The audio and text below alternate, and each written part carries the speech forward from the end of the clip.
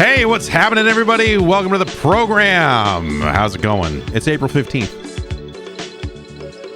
It's the Jeff Gerstmann Show. I'm Jeff Gerstmann, here to host the program today. This week in video games and surrounding entertainment. I mean, by that I pretty much just mean video games. I don't know. What's surrounding entertainment? What, television shows? What, you just welcome to MASH Talk. Klinger got up to some real hijinks this week. I'm sure done a MASH watch along podcast by now. We're far enough down the hole that surely someone has done that, right? All right, here we are. The wonderful world of video games. It's getting weirder and weirder out there. It's happening at such a rapid rate. I don't even know what to make of it anymore. It feels, sometimes things feel like that they are like falling out of like not even good science fiction novels, but like the questionable ones. If you are a TikTok user, maybe you have seen this this sudden trend, this sudden rise in specific types of videos appearing on TikTok, where it is people telling you about where to go in China to buy stuff. And like how to buy stuff directly from China. And it's a lot of like, the bags, these designer bags that these companies are selling. They're making the bags in China and then they're sending them somewhere else. And then they're stitching on the final little pieces on it and trying to fool you into thinking it's fancy, you idiot. But we make it here. And there's like an attitude to it now that was not, I mean, because this is not new information, right? If you wanted to buy bootleg Nikes or something, like that stuff's been out there for years. I bought a pair of bootleg Jordans 15 years ago. I don't know how, it was a long time ago now. Just as a goof, I bought some dark web Jordans and they were the worst shoes I've ever purchased. They were like the soles on them were like rocks. It was just like, they were not uncomfortable. It was like someone flattened them, but they looked relatively legit. I'm sure if someone like was staring at them, the way that people do for this sort of stuff, they would have said, oh, these are not real. But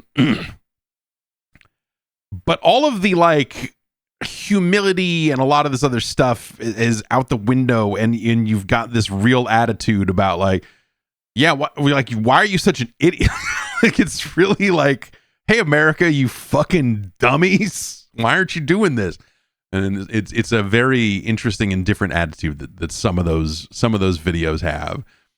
And a lot of it is just like real. Yeah, it's I mean, it's suspect. Like, I've not run this stuff down and I could not tell you if this stuff is true or not, but they are pumping it into feeds at an alarming rate. And some of it is very like non-actionable. Some of it is like, oh, here's some websites you can go to if you want to buy children's clothes. Here's a website you can buy. And a lot of it is like based on the idea of you buying a lot of them because you're trying to start a business. And like, oh, well, you need 50 pairs of shoes or, whatever it is. But some of it is like, hey, stop buying stuff on AliExpress and just go direct. And buy it direct. And you just look at it and go like, I don't know. I don't know about any of this. But my favorite ones right now.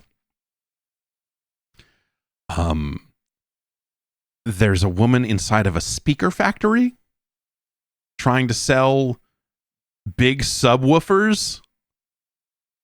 and so it's this Chinese lady, and she's got 18-inch subwoofer. And I'm like, yes, I would love to have an 18-inch subwoofer. And that one's quite good.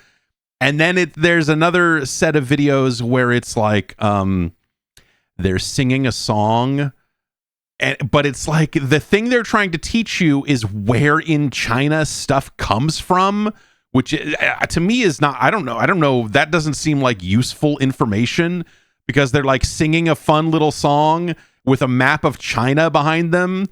And it's like, if you want to buy from China, if you want saxophone, and then like the woman on the other side says the name of a part of China, and they show it on the map. And I'm like, well, okay, so if I want to buy saxophones, I need to go to this specific part of China.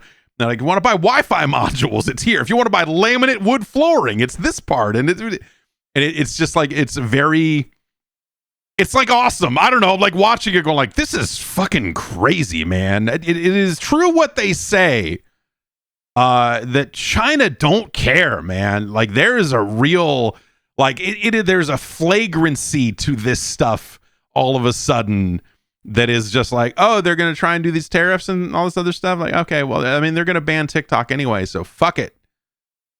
Balls to the wall. Like, we're not fucking around anymore. And so there's a real like gloves off to this stuff that is really weird to see. And that's why it feels like it's something that is just coming from some weird novel. It's just like, I can't believe that. It feels like it just kind of happened overnight there too. And so, yeah, I don't know. Like, it's capsule homes. It's, do you want to get a bunch of shoes? Like, I just saw someone shrink wrapping a pair of fake Jordans and saying you can get them for $80. But like the information, it also is like the sketchiest shit possible. Like, as if it wasn't already like a very fucking weird thing. Like, it's not, hey, go to this website and buy this, or here's the business that you can use to get this. It's like, yo, man, fucking DM me on TikTok if you want to fucking buy these shoes. If you want some of these 18-inch subwoofers, hit me up. You know, it's not like the good old days of Tony from LC Signs saying like, we got all these light up signs, homie. You want to buy some signs, go, you can send me a message or go to this website or whatever, like what, that felt legit, by comparison of just like, yeah, man, you're going to DM someone on TikTok and then they're going to send you a WeChat link. I don't know. You're going to end up, I don't know how any of that stuff goes. Other than, yeah, you end up on you probably end up signing up for a WeChat account at some point and going really down the rabbit hole in a way that I'm like, I don't know that I'm, like I am interested in getting some fucked up shit. Don't get me wrong.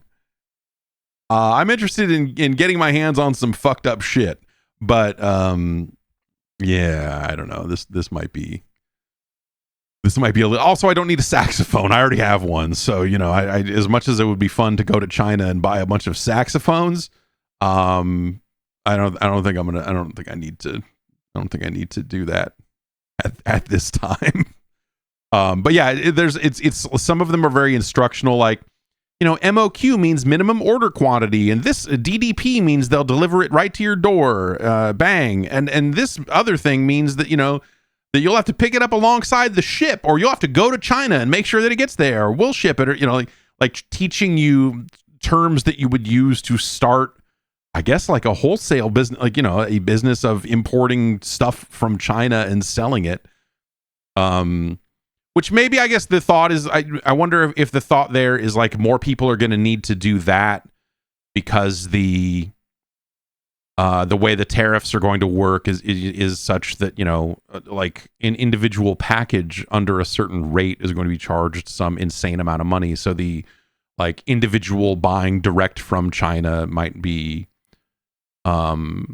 way less reasonable now. So they're just like, well, hey, instead of doing this like drop ship one-off thing, now you're going to need to import a quantity of it to the US and then sell it directly from there or something. I don't know. Like it's very, it's like super fucking crazy to see. Like it really does feel like someone just turned a knob at TikTok headquarters and maybe I may, I don't, yeah, but it really feels like there's a fucking fuck it dog knob that they just turned all the way to the right and said we're gonna let it rip because this is some bullshit. I can't say that I've seen anything like it. It's really fucking bizarre.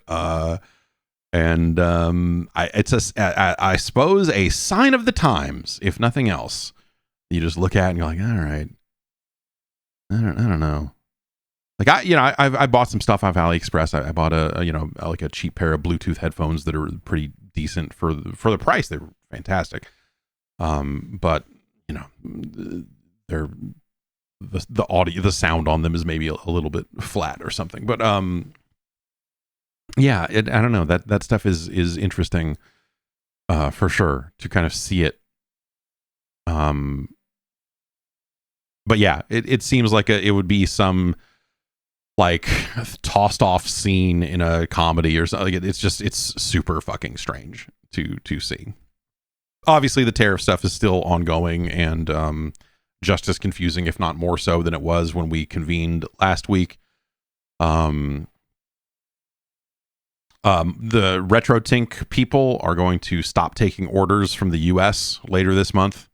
They've got some quantity that's already in the States, but if you want to buy a RetroTink, I think the last day for orders is coming up. And they're saying that's temporary because they don't know when or how the tariffs are going to be collected, or like the numbers are out there, but the means to actually collect the tariffs have not. No, apparently no one thought of that. Apparently no one sat down and said, how are we going to put an infrastructure in place to actually collect any of this money or do anything like this? And yeah. So, fucking mind blowing. So yeah, so as a better safe than sorry, you're seeing some of these smaller companies, some of these smaller folks that are kind of selling these, very bespoke items kind of have to take a wait and see approach. And so for the RetroTink, that means they're going to, stop selling those things for a little bit to try to figure out what the hell is going on, so that they don't have packages getting shipped in to buyers, to people who bought the stuff, and then they just don't make it there and whatever else. So it's a a well-oiled machine, baby. Yeah, very, very strange. But that's we're seeing more stuff like that. I think that's the sort of stuff that the folks that are making Mr. compatible devices that are not maybe the official Mr. designs, but even some people that are going to import parts to make official, the kind of official designs for, Mr. IO boards and USB hubs and all of that sort of stuff is, there's kind of a set spec for that. And you have people that are just importing the parts in bulk from China and then building them all here. And like those prices are going to get hit, any kind of, small batch, sort of bespoke tech like this. I imagine like flash carts and a lot of that sort of stuff that, are just going to end up being completely fucked. Or not, who knows? By the time this goes, maybe the entire bond market will have crashed, and who can say? Right? So yeah, I don't know. That's been interesting. I guess my point there is, if you are interested in getting a RetroTink, the RetroTink CE is a relatively recent release. It's like a more affordable version of the RetroTink 4K that performs most of the baseline tasks, but maybe doesn't, it doesn't do some of the crazier expanded stuff that most people might not need in the first place. You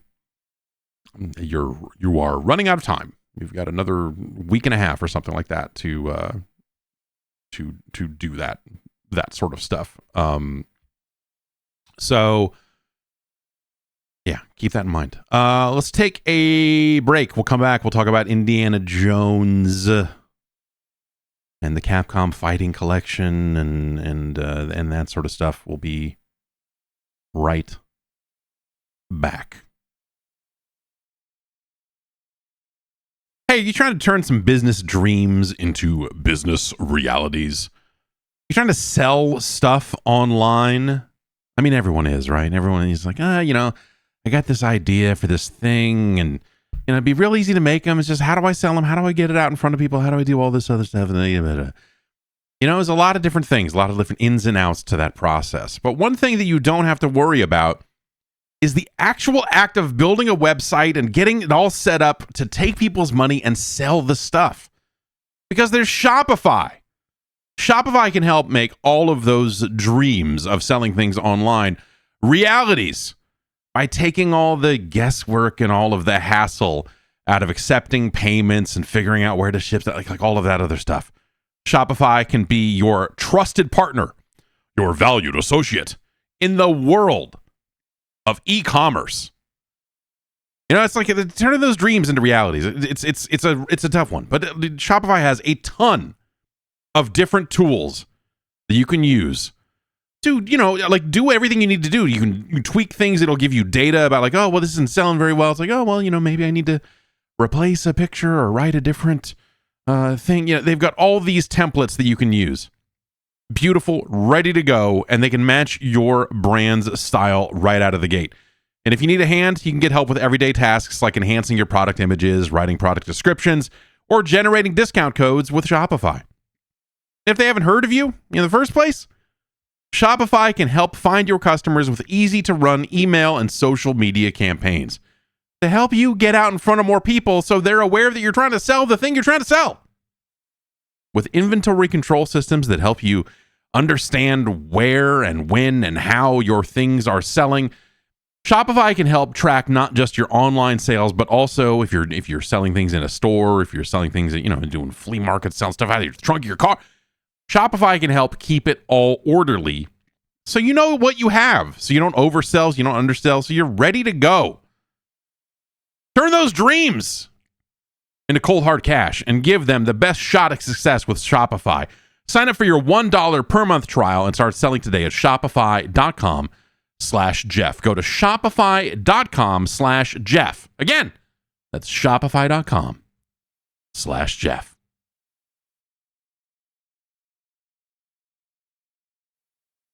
Indiana Jones is here. And by that, I mean Indiana Jones is now on the PlayStation 5.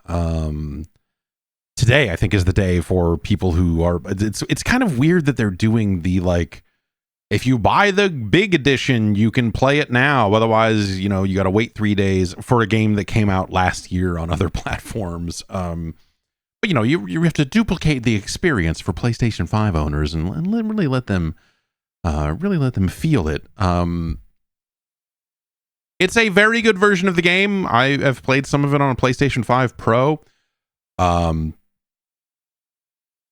I don't have the full-on tech breakdown of console versus console. They put out some details about what the Pro support was gonna be like and everything. So it is safe to assume, I think, in this case, that the PS5 Pro is probably the best way to play that game on a console. Indiana Jones: The Great Story continues to be a wonderful game. It's a very light, I guess you would say, immersive sim in a lot of ways. There's way more walking around and doing cool stuff than you might have thought. I think we all thought before the game came out, Machine Games is making an Indiana Jones game, and they're really known for games wherein you are fucking shit up nonstop. And so maybe it's going to be a little, combat focused, or climbing and then combat like an Uncharted or something. But the game opens up and kind of sets you free inside in the Vatican, and there's a lot of walking around and disguise mechanics. It's stuff that wouldn't be out of place in Hitman, though it is not necessarily to that degree. You're getting your hands on a few different disguises that will let you get into various areas that maybe you couldn't have otherwise. There's interesting puzzle solving. They took this opportunity right around this time. A patch hit the PC version of the game, I believe last week, that added all of the PS5 trigger support stuff to the PC version of the game as well, which is cool. That stuff's fun. I don't know, I wouldn't say it's a big game changer here in in this version of the game, but it's always nice to have more games that support that stuff, because it's, I don't know, it's interesting to me, and I think the haptic trigger stuff is fun. Not always welcome in like multiplayer games and things of that sort, where like anything that's going to make it take longer to pull the trigger on a competitive game, you know, there's limits to how fun the haptics actually are. But I do think it's like relatively well used here. And it's nice to get that support kind of piped back into the PC version of the game as well. This is also, I believe this is this our actual first glimpse of well, I guess there's, you know, no, there's they've put other stuff out, but this game will log into your Xbox account if you so choose. And so if you've played a bunch of the game on Xbox, the save doesn't come in at all, but your achievements on Xbox will unlock some trophies in the PlayStation version of the game. So if you know, which is, you know, that would be a very silly reason to buy the game. But but if you have it on multiple platforms, that's you can take advantage of that. I would say if you've already played it on other platforms, the differences here are not grand enough that you're like, I've got to play it again, and I've got to play it on a PlayStation 5. You know, that's a bit of a stretch, obviously. But you can go into the account section of the options and log into your Xbox account there. It's an interesting, you know, because they don't have you type in the login name or password on the PlayStation 5. Instead, it's more of like linking up a Roku, or, you know, it's the thing where they give you like a 6-digit code and say, go to xbox.com/link or redeem, or, you know, whatever it is, and punch in your code in it. And then, you know, now when I go into that section of the options on the PS5 version of the game, it says, hey, you're logged in as, you know, your Xbox tag or whatever. But it feels like that stuff is purely optional. And I don't know that you're going to get that much, because I don't think it is cross save in any way, unless I'm doing something wrong or they needed to patch something into the other versions or something. But I did not see saves come over. It just popped some trophies, and I was like, oh, weird. Okay. You know, that's not unwelcome, I suppose. But yeah, that's a pretty good version of the game if you have not played it yet. I think, you know, well, look, I would say if you have an opportunity to play that game for less money, you should take it. If you have the opportunity to just get it on Game Pass, then you probably should have done that already. It's a fantastic game. One of the best games to come out last year.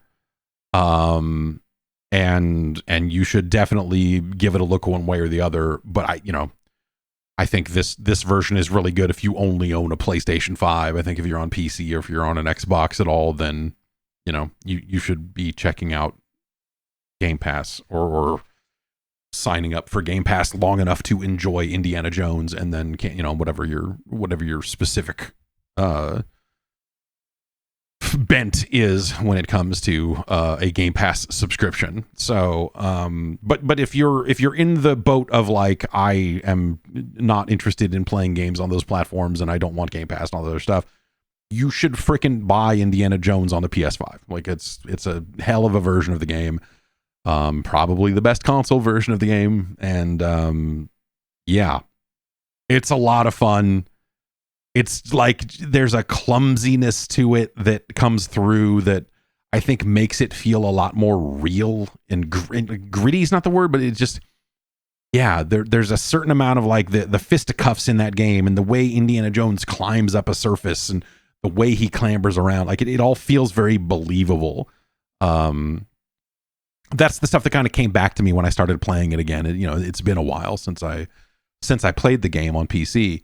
And yeah, coming back to it, like that was the stuff that kind of stood out, like looking at it again for the first time in a little while. I was like, oh man, yeah, there's just like a believability to this that I think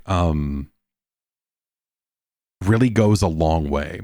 And a lot other parts of it are very like clockwork and video gamey and all of that. I think that there are things about that Indiana Jones game that like the thing that I think we've said about a lot of games over the last 6 months to a year or something like that idea of just like, this is like a PS2 game.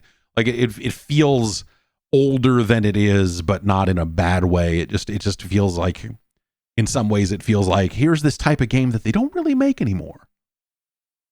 And that's kind of nice. They added a couple of other, you find books along the way that you can purchase that serve as perks, that will upgrade your character in a variety of ways. Like, some of it's like very simple, 10% this, 10% that.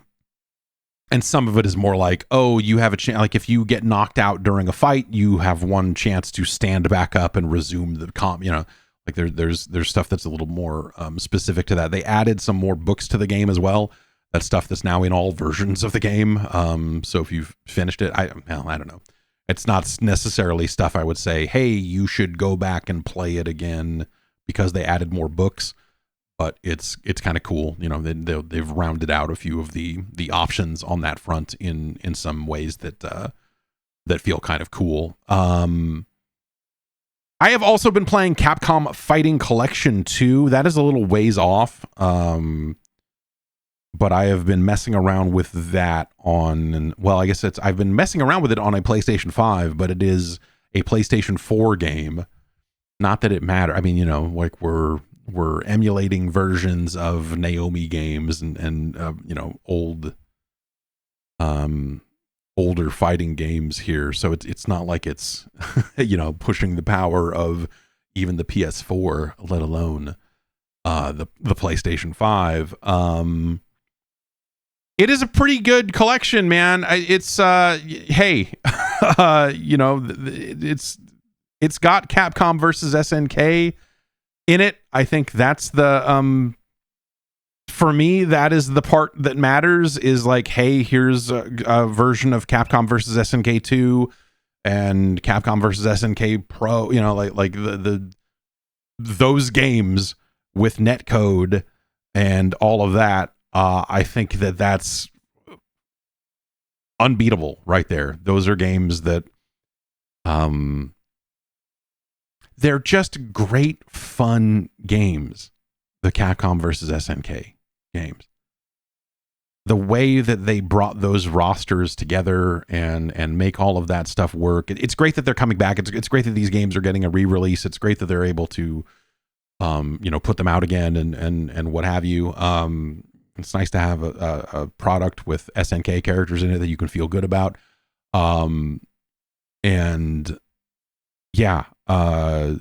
That's been cool. It's got Star Gladiator 2, or I'm sorry, Plasma Sword, Nightmare of Bilstein, which is like a fun game. It's got the Power Stones in it. I played a little Power Stone 2. It was a good reminder.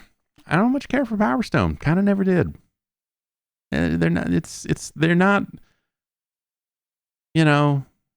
They are what they are, right? You're scrambling around and getting your gems and doing your stuff.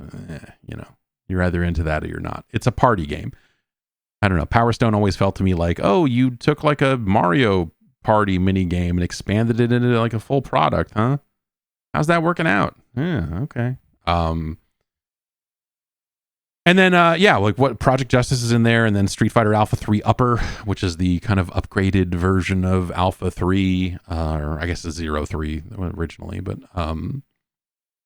that's, Alpha 3 is a great game too. So I don't know, man. It's a good collection. It has the museum stuff you would expect it to have if you played Capcom Fighting Collection 1 or the Marvel stuff that they put out. Like it very much feels like it's in a similar vein. To the previous collections they've put out, so I don't think there'll be any huge surprises on that front. Or if there are, they're not in the build of the game that I've been playing. But like it has that kind of same museum overlay and thing outside of the game that you can go look at various documents and things about the game and what have you. I don't think there'll be too many surprises there. It's really just like, hey, here's a great opportunity to get some some legendary fighting games officially with actual netcode and actual stuff in it and all of that. And hopefully that all works out. I think that's about a month out. Let me look up the exact date here. But I believe it is a May release. May 16th. So yeah, about a month out.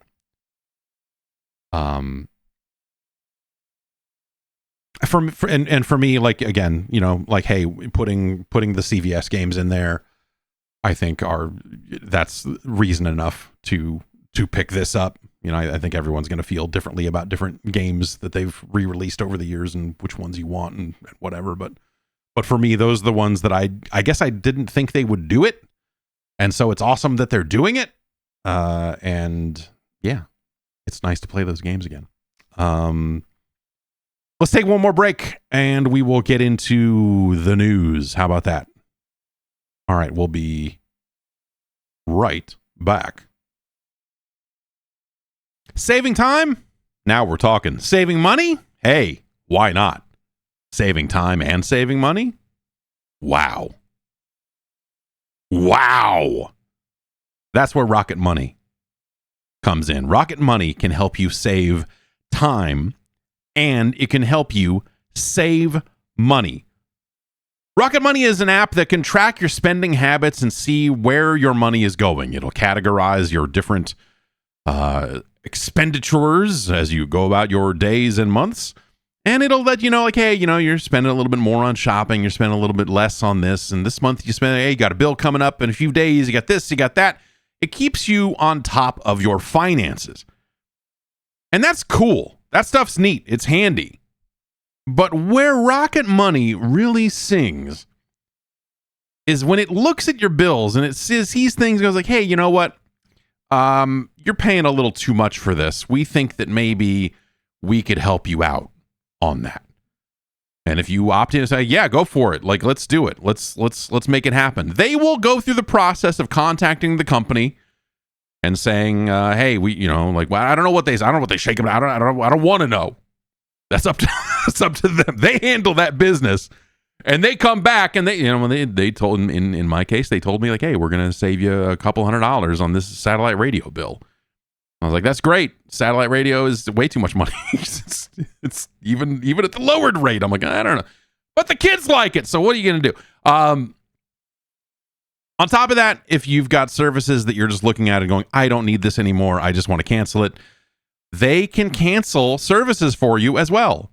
So you don't have to get on the phone and just mess around with these phone trees and retention, this and that, and listening to all the scripts and all of that. Because Rocket Money is a personal finance app that helps find and cancel your unwanted subscriptions, monitors your spending, and helps lower your bills so that you can grow your savings. Rocket Money has over 5 million users and has saved a total of $500 million in canceled subscriptions, saving members up to $740 a year when using all of the app's premium features. Cancel your unwanted subscriptions and reach your financial goals faster with Rocket Money. Go to rocketmoney.com/JeffG today. That's rocketmoney.com/JeffG. Again, rocketmoney.com/JeffG.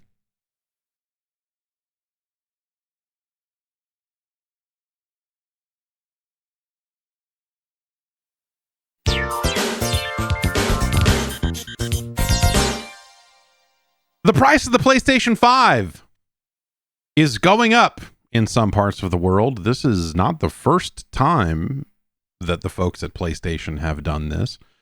They posted an update on the 13th on the PlayStation blog that they are attributing to... So, with the backdrop of a challenging economic environment, including high inflation and fluctuating exchange rates, Sony Interactive Entertainment has made the tough decision to raise the recommended retail price of the PlayStation 5 console in select markets in Europe, Middle East, and Africa. That's the old EMEA to you and me, Russ. Australia and New Zealand.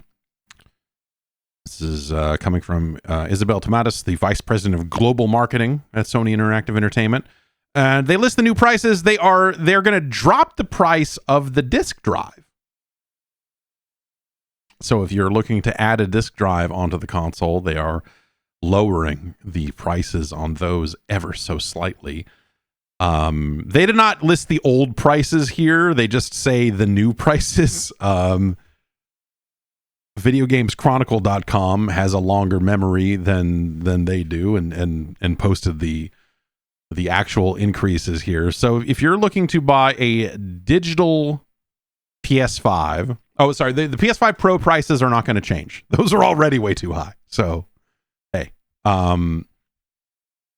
the digital version of the PS5 is going up 50 euros in Europe. It was $449.99, is going to $499.99. In the United Kingdom, the digital PS5 is now $429.99. It was $389.99. And again, this is the second time that those prices have been raised. So, it's not great. Australia and New Zealand are also going to get some increase on price for both the standard and the digital version of the consoles. In Australia, the digital PlayStation 5 is now $749.95, which is up from $649.95. The standard version that comes with a drive is now $829.95. It used to be $799.95. And it went up 50 Australian dollars before that. Originally, it was $749.95.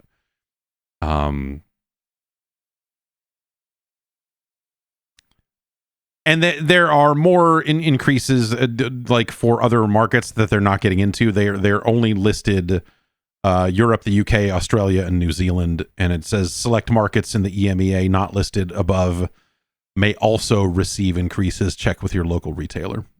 So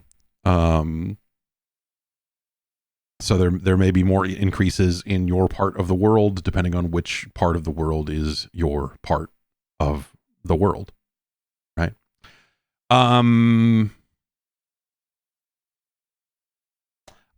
Commentary wise, I don't know what else to say here other than that is terrible. I think that, like a lot of the pricing stuff on a lot of console things has been really bonkers for a little bit here.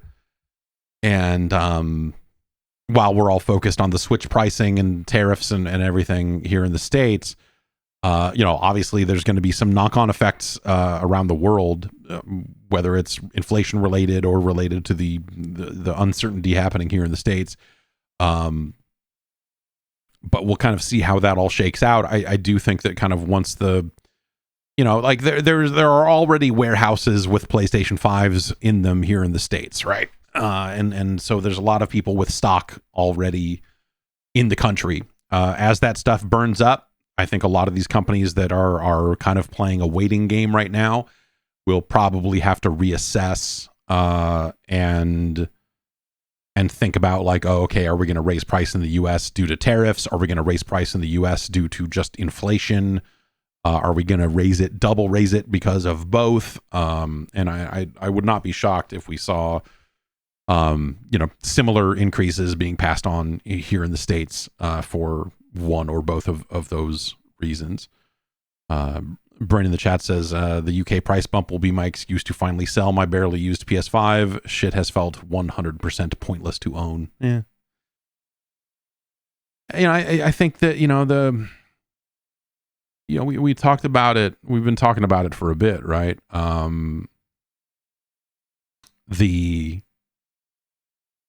lack of price cuts this generation and the way that a lot of this stuff has gone has really been a downer. It's really it's been something that I think we focus on software prices and the variety of layoffs and like games getting shut down 5 days after they launch and some of these other wild situations that are happening around the video game industry.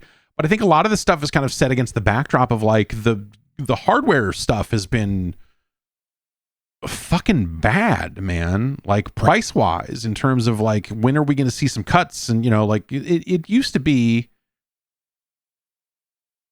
I don't need to tell you that, but you know, it used to be that like, hey, you know, we're going to launch at this high price because early adopters will pay it. And then once we see those sales slow down, or once we see some manufacturing streamlining happening in our facilities, then, you know, we can make these things for a little bit cheaper, and we can modify this and get to a point where we can start to lower the price, which as soon as they lower the price, that brings another wave of customers through the door. The more price sensitive customers who couldn't afford it at the higher price are able to go like, oh, okay, now I can get one of these. And there's a bunch of games, you have people who will wait till, you know, the midpoint in a generation to make their choice. And when they do so, there will be a bunch of great games already out. And a lot of those games will be available for a lower price because they're 3 years old or whatever it is. And so like that was kind of the economics of how this stuff always worked.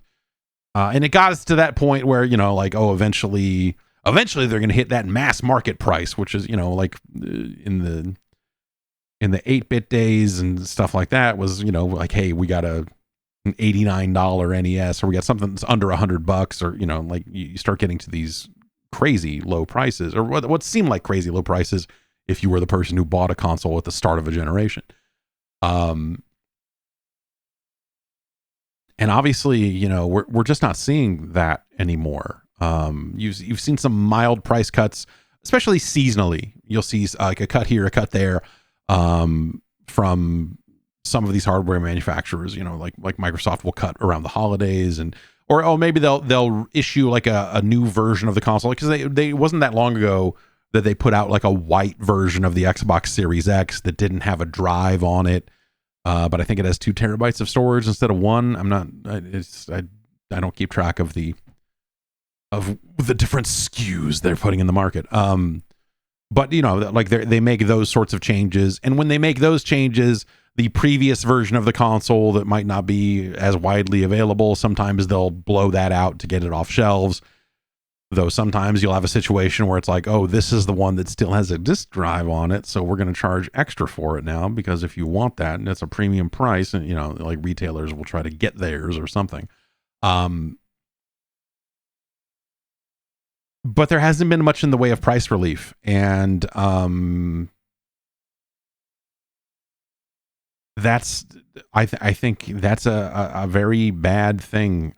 You know, that's got to be bad for the uptake on even like free to play games to a certain extent, right? Like if people are going to go buy a PlayStation because they want to play Fortnite, like, yeah, okay, maybe they're not going to go buy a bunch of full price video games, but you do have people that want to play this free to play stuff, and they'll buy your console to do it. And maybe that's part of why we don't see the price cut. I wonder. It's probably not. That's probably. But you could see an argument for like, well, if the attach rate is super low, like we make most of our money on the games, not on the console. And so if everyone is just buying a console and downloading 3 free to play games, and some of them monetize really well, but some of them don't, then maybe they're, I don't know. I'm sure the numbers on that probably work out in a specific way that like the number of people buying skins in free to play games probably works out.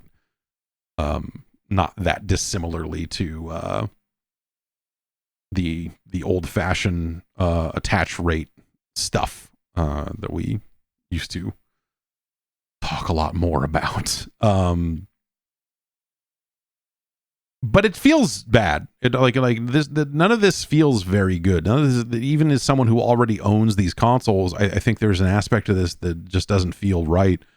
Like it gives me a very uneasy feeling about where we're at. And obviously these prices being raised in different parts of the world, you know, there are big, large problems economically that I think we're seeing here in the States, and, you know, the situation overseas and in some of these other countries is certainly not amazing either. But yeah, you know, like it's usually these are the sorts of things that, you know, prevent a price cut, for like, oh, we're not going to cut price this year because inflation's really bad, but, you know, hey, maybe next time we'll look at this. I can't think of a time prior to this generation that we saw prices of a console actually going up. And And so seeing them raising the price in like, it's Europe, Australia, and New Zealand is like a really, it's a wild sort of thing, that I would say is unheard of, but this is also the second time that they've done it. So this generation continues to be unlike any other in a huge variety of ways, and you'd have to really stare at some numbers and really kind of look at inflation and buying power and how this other stuff is kind of going down across the board in these countries to kind of dial in, like, does this make sense? Yes or no? I can tell you it doesn't feel good. But yeah. Maybe everyone thinks they can just keep prices as high as possible until GTA comes out, and then they'll have people over a barrel for it, and then once that sells, maybe they'll think a little bit more about what they can do to make these things more affordable. Probably not.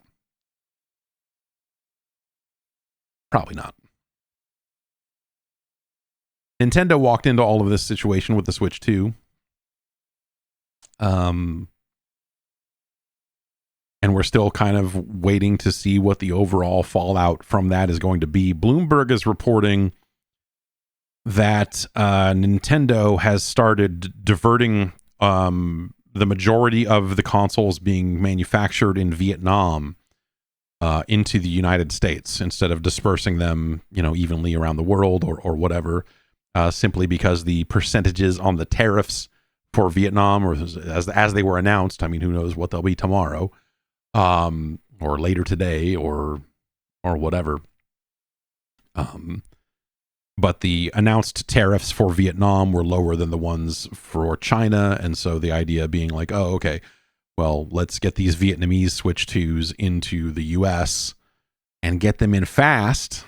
There were stories about Apple like flying iPhones in on planes instead of, boating them over or anything like that, specifically to get them in before the start of tariffs and everything. And then there were some exemptions and not exemptions. Well, it's been a bad roller coaster with this stuff, obviously. But yes, the idea is that, hey, there's these Switches being manufactured in Vietnam will be assessed at a lower tariff rate than ones manufactured in China, and so let's bring those into the United States because, then that'll be a different rate and such. And so, Bloomberg has been looking at some of this shipment information and seeing that as of like January, but definitely into like February and beyond, that that more and more of the consoles being manufactured in Vietnam are coming to the United States. So we don't really know what that means for the, if we're going to see any kind of higher price on the unit itself, or if Nintendo is just going to kind of eat that cost. Kind of depends on what the tariffs end up coming in at. If it's 10%, then they would probably eat the cost. If it's not, then they would probably pass it on to you, the consumer. And none of the exemptions that have been announced so far have applied to video game consoles. It's a weird thing of like, they'll apply to computers, but not computer parts. So if you bought a manufactured, fully built PC, you would, it's a fucking, and then as I said earlier, the mechanism to actually collect these tariffs is not in place either. So it's just a fucking stupid disaster. Wholly preventable, but hey, you can say that about a lot of things. We still don't know when pre-orders for the Switch 2 will start. Those got delayed when all of the tariffs started rolling out the day of the Switch 2 announcement. Though there has been some, I guess, some signs of life on that front. This is coming to us from Bilbil Kuhn via VideoGamesChronicle.com. Bill Kuhn, as you may be aware, is a relatively someone who is leaking stuff that seems to be in a few back-end systems, whether that's PSN's kind of database or retailer databases. This would obviously not come from the PSN database, but this bit of information is claiming that Canadian retailers are prepping to take pre-orders as of April 23rd, which would be next Wednesday, as of this recording. Canadian pre-orders got delayed as soon as the U.S. pre-orders, or not long after the U.S. Pre-order stuff got delayed, presumably because of scalping situations and people smuggling Switch 2s from Canada into the US inside of their assholes, or whatever the fuck we're doing now. We've got a briefcase full of maple syrup, and then if you pour out all the syrup, there's a Switch 2 in here. You're going to jail. So yes, that is the report. There is that that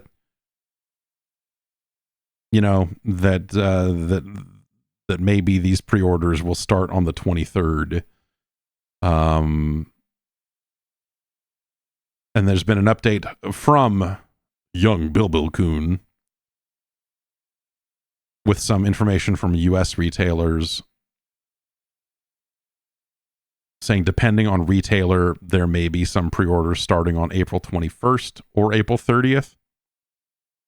So this to me sounds like with these conflicting dates, with Canada, this Canadian information being the 23rd, and now this person is saying 21st or 30th, depending on retailer. Like, the retailers will get in sync on this stuff. They're not, like, you don't want to be the last person to take pre-orders. You want to be the first person to take pre-orders. And so if one retailer opens, the rest of them probably will as well. So this says to me that they maybe don't know what the exact official date for pre-orders is yet. And so they're just kind of flailing around a little bit out there, but we'll see. Also claiming that accessories such as the Pro Controller will go up for pre-order on the 30th. So maybe they'll have a staggered approach, like consoles on the 21st or 23rd, and then games and such after that. We'll have to wait and see, obviously. Presumably, this is something that Nintendo will eventually announce and have like an official actual date for it, and not just let it go all willy-nilly like this. But, or I'm sorry, Billy Kuhn. Not willy-nilly Kuhn. Yeah, I don't know.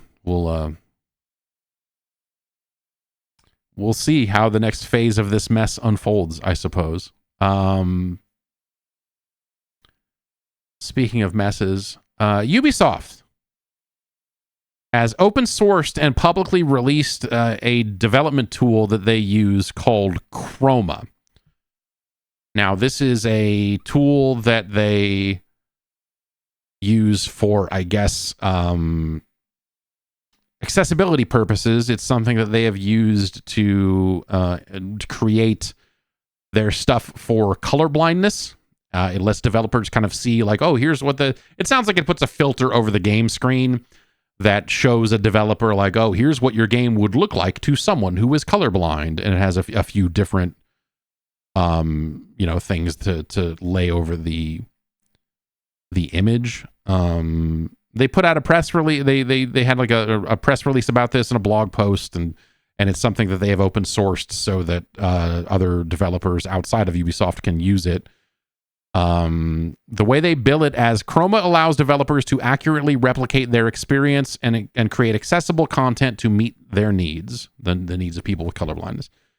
This open source tool works by applying a filter over the game screen without hindering performance. And they've got a few quotes here from this is from David Tisserand, who is Ubisoft's director of accessibility. Over the past few years, Chroma has proven to be a highly efficient tool for us at Ubisoft. It has allowed us to assess the accessibility of our games for colorblind players much faster and more comprehensively than ever before. Because we believe accessibility is a journey, not a race, we're thrilled to share Chroma with the entire industry. We invite everyone to benefit from it, provide feedback, and contribute to its future development. It's hilarious. Like, this is funny to me. As a colorblind person, because 2 of the last 3 games I've had issues with on the colorblindness front are from fucking Ubisoft. So clearly this tool is not complete. And it, like, looking at this, the very approach of, hey, we can lay filters over the screen so you can see if the game you're designing maybe it would be hard to, like, not as readable to a colorblind person or whatever, is not how colorblindness works. It's designed, they started development on it in 2021 as a tool that would provide them with real-time feedback, they say, and allow developers to control the game while simulating colorblindness. This sounds like a shader, but I guess the idea is you can dual screen it so you can see it like normal people see it, and then also see it the way colorblind people would see it. Obviously, this is something that you would need to run multiple times because there are different types of colorblindness out there. But the larger thing here is, again, as I've said,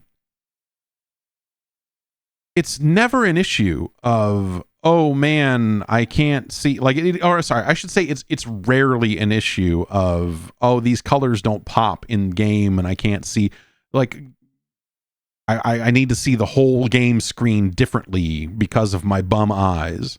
That is not how any of this functions. Instead, it is simple things that don't require tools. It's just a mindset of, if you're going to make things in your game that require you to discern between colors, it doesn't matter what the colors are. It doesn't, like, you don't need to sit there and go like, oh, well, we need to choose this color and this color because then colorblind people can see it. No, you need to let people choose the colors themselves, and you should let them not have to use color, period. You should be using symbols. You should be using audio cues. You should be, like a different variety of things on top of that to give people different cues about it. Not, oh, well, we picked yellow and we picked red and those are different, right? No, like, yes, but that does not help. That does not actually help.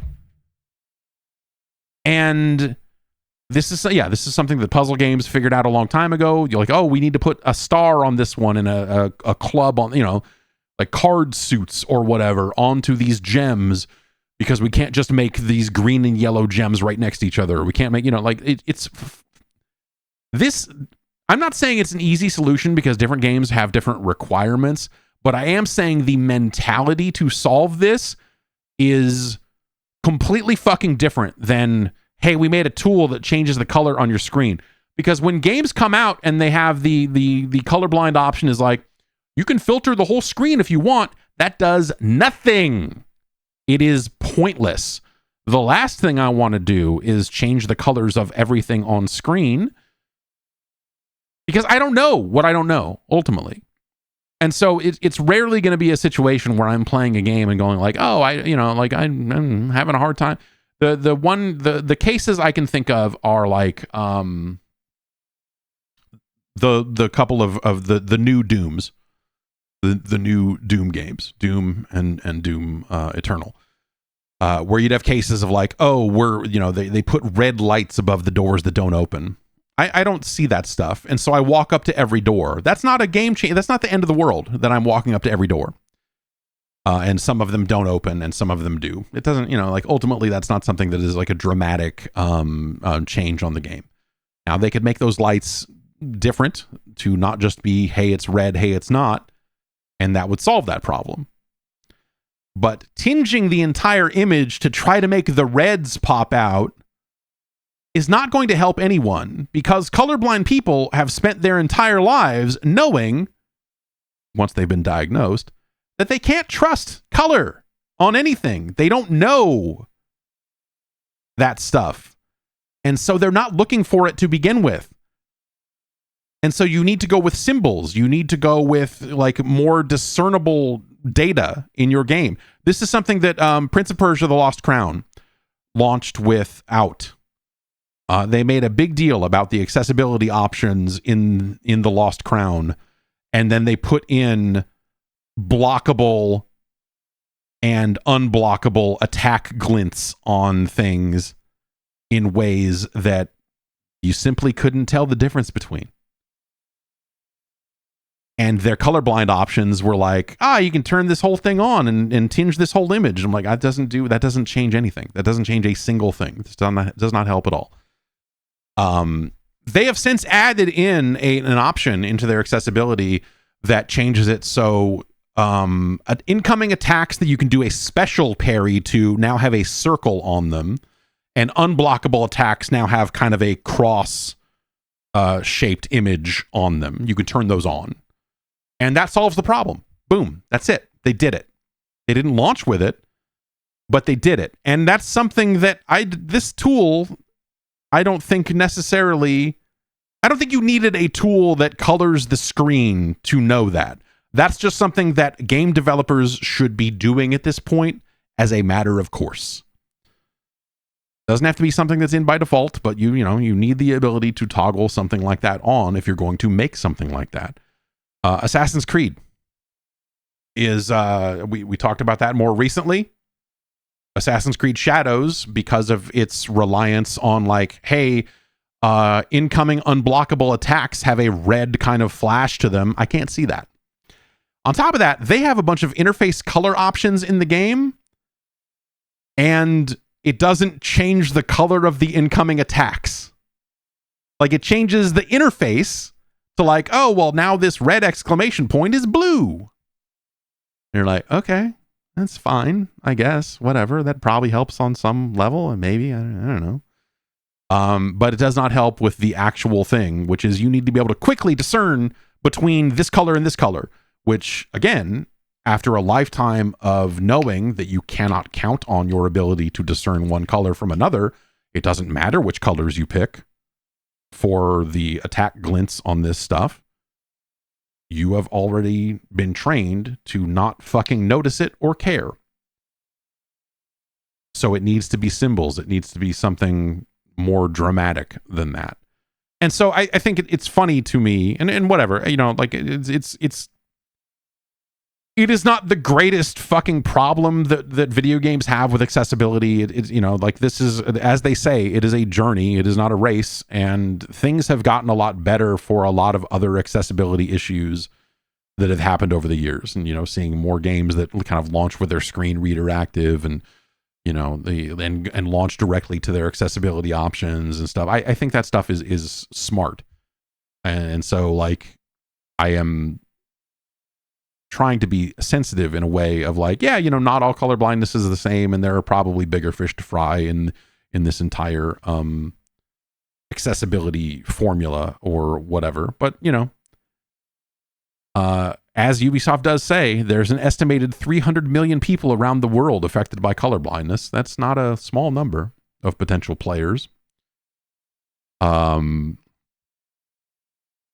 so it's silly to me to see them tout this tool that they've been working on that really seems like it just does the fucking same thing that all these stupid games have been doing for years now, of like, here's what it might look like if you're this. Like, those have existed as Photoshop filters, and they're not performant. You can't play the game with the filter on, but like people have been doing some version of that for a long time. But the answers to me have been clear for over a decade. When it comes to interface color, let people choose them arbitrarily so that they can choose colors that work for them. Don't say, oh, if you have protanopia, turn this on and then the colors will work for you, because no, they fucking don't. As someone with protanopia, 9 times out of 10, the colors you choose for that mode suck shit too. So it needs to be, hey, here's the color wheel. Why don't you pick 2 or 3 colors here that, you can use to, if you need to discern this color from this color, why don't you choose the ones that work for you? Done. This is something that shooters have gotten into and done quite well for a while now. And 2, anything that you're putting in your game that relies on color, don't. Just don't. Like, instead, you should be making sure that there is some kind of alternate way to discern that information. Whether it, again, like the way the Lost Crown does it is with shapes and circles, and like we put a circle here and a cross here, and so you can block this one and you can't block this one. If your thing is like, hey, we got one color for the thing you can block and one color for the thing you can't, and then on top of that color is red, you're fucking up. Period.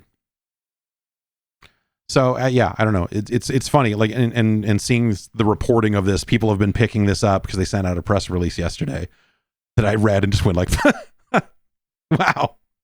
But like, people don't know, right? And it makes me think about, like, because you see a lot of things that look like advances in accessibility, but again, as someone who is not an expert on other types of accessibility issues, all I can do is look at what they're doing for color blindness, and it makes me start to wonder, like, oh, does all this stuff super suck? Is all this stuff really bad? Like, like people give accessibility awards in the Game Awards and some of this other stuff. Like, oh, here's an award for great accessibility. Like, are you just giving it to the game that has the most check boxes?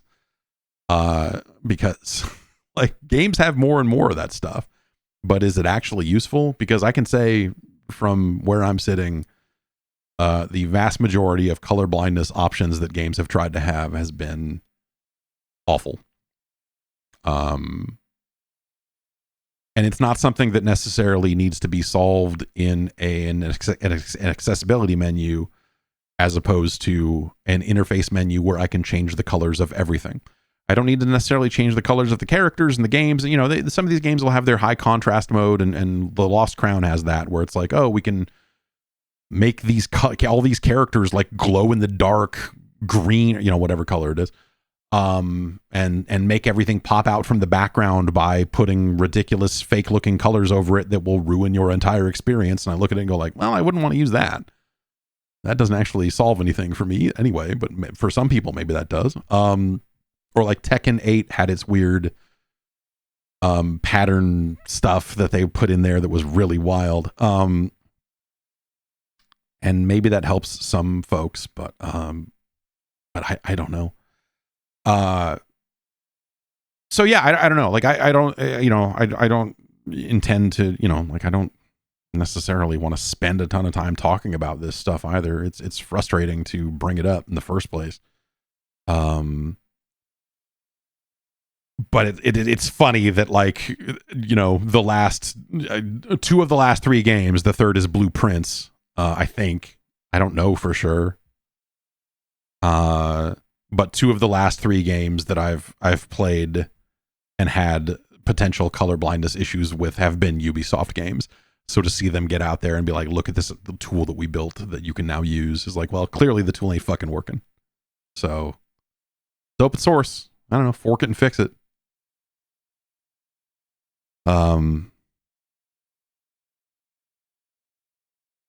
What else is going on? Elder Scrolls, I guess. This is continuing to be a horribly kept secret, that there is a remake of Elder Scrolls 4 Oblivion in the works.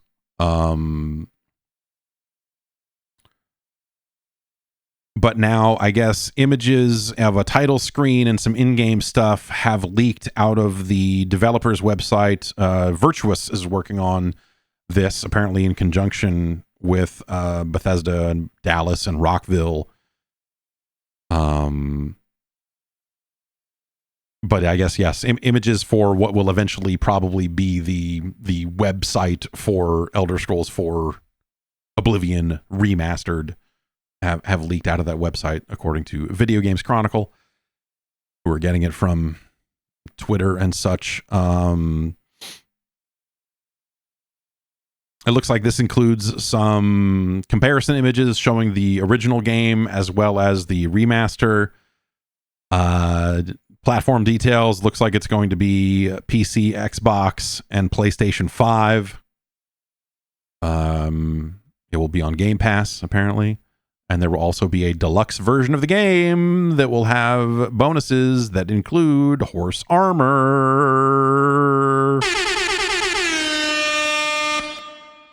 Very exciting. Very excited about this horse armor. Also, I guess like some of the previous leaks have gotten into like the changes being made to the game that will rework a lot of the stats and the way you would level those stats in that game. It was kind of broken. Like developers have kind of come a long way on stat building in Elder Scrolls games. And so a lot of the blocking and some of the other systems in place are being, apparently, if you believe this information, are being redesigned to make it feel a little bit more modern. Some people are speculating that it is maybe a little more Souls-like in the way, reportedly being inspired by Souls, the blocking system inspired by Souls-like games, according to some of the various details that have come out there. Redesigned HUD and stamina system and all of that. And that apparently this is something that is going to just show up one of these days, which is weird. I don't know why you... I think very highly of Oblivion. As I've said, I think it's the game that really solidified Elder Scrolls as a great console franchise. It really helped establish the Xbox 360 as a place to play this sort of game. Obviously, Morrowind came to the original Xbox, but that thing feels like it's fucking held fucking together by duct tape and all the, like that version of the game. The Xbox version of Morrowind is crazy. It's great that they did it, and it's an interesting game to go back to. But Oblivion feels like much more modern, or it felt more modern then, in a way that it drew a lot of players in that might not be willing to have played a computer style RPG up until that point. And so it really changed. I think it helped change things for Xbox and really helped establish them in a very big way. And so it's cool that they're re-releasing it. They should re-release it. I played much more Oblivion than I played Skyrim. I had a better time with Oblivion than I think I had with Skyrim. I think simply because, Oblivion just came before it. It's not necessarily a knock on the specific systems of Skyrim or anything of that nature. It was more just like, I don't know. I played a whole lot of Oblivion and really enjoyed the shit out of it. And then when Skyrim came out, I played a whole lot of it and just I don't know. I think I just never really got into the main quest in Skyrim all that much and really never felt a draw to play through it. Like I kind of had to drag myself through the back third of that game. Whereas I think Oblivion, charming. Yeah, maybe charming is the word. Anyway. All of that said, the idea that this is a game, and this has been the talk about this game for a good long time, is that it's just going to be shadow dropped and released out of nowhere. All right. Why wouldn't you? I don't get why this game would be a game that you would do that with, especially with how many. Maybe now that it is leaked a zillion different times, all you can really do is just put it out. But it's just, I don't know. It's just kind of a strange choice for that. I don't, that's stuff that I kind of don't. I don't know. Like it's a remaster of a game. You could just announce it and take pre-orders. It's fine. I don't think anyone's gonna. It's I don't know. It's weird. But maybe that'll be out next week. Who the hell knows? Maybe they just don't want to put any budget behind marketing it, and so they'll do it this way. Either way, that means it will probably be out before the next big Xbox Summer Showcase. They did announce that they will be doing a thing on June 8th. And the same basic idea of what they've done previously. They're saying it will be a look at upcoming titles from across their first party studios and third party partners. So your same basic Xbox showcase. After that showcase, they will have a specific presentation devoted to the Outer Worlds 2, which I think is an interesting choice. Remember that last year that their post-show show was devoted to Black Ops 6. So it is interesting to see them giving Outer Worlds 2 that spot this time. I think that Outer Worlds 2 looks cool, and I was as I've said multiple times, the first third of the Outer Worlds is really fantastic. It very quickly kind of runs it out of steam once you get out of the first kind of major planet and go to the next area to do the next shit. I think that the writing and a lot of that stuff after the fact sort of falls off a little bit, and it kind of coasts in at the end. And you're like, this was fun, but not as fun as I hoped it was based on how the first 6 hours of it went, because that was a great opening. So hopefully Outer Worlds 2 is just a more evenly presented game this time. If they can solve that, then this will be awesome.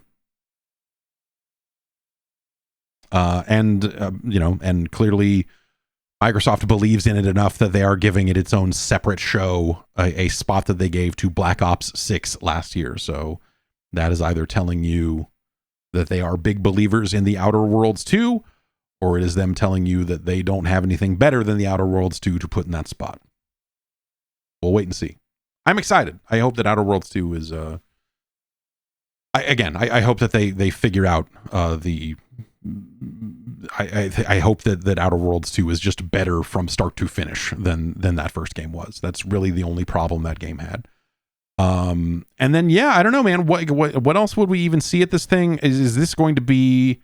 Will the showcase be where they announce the next Call of Duty, or will that be something that they do in a separate event prior to that? I mean, presumably they at least do something Call of Duty related at that show.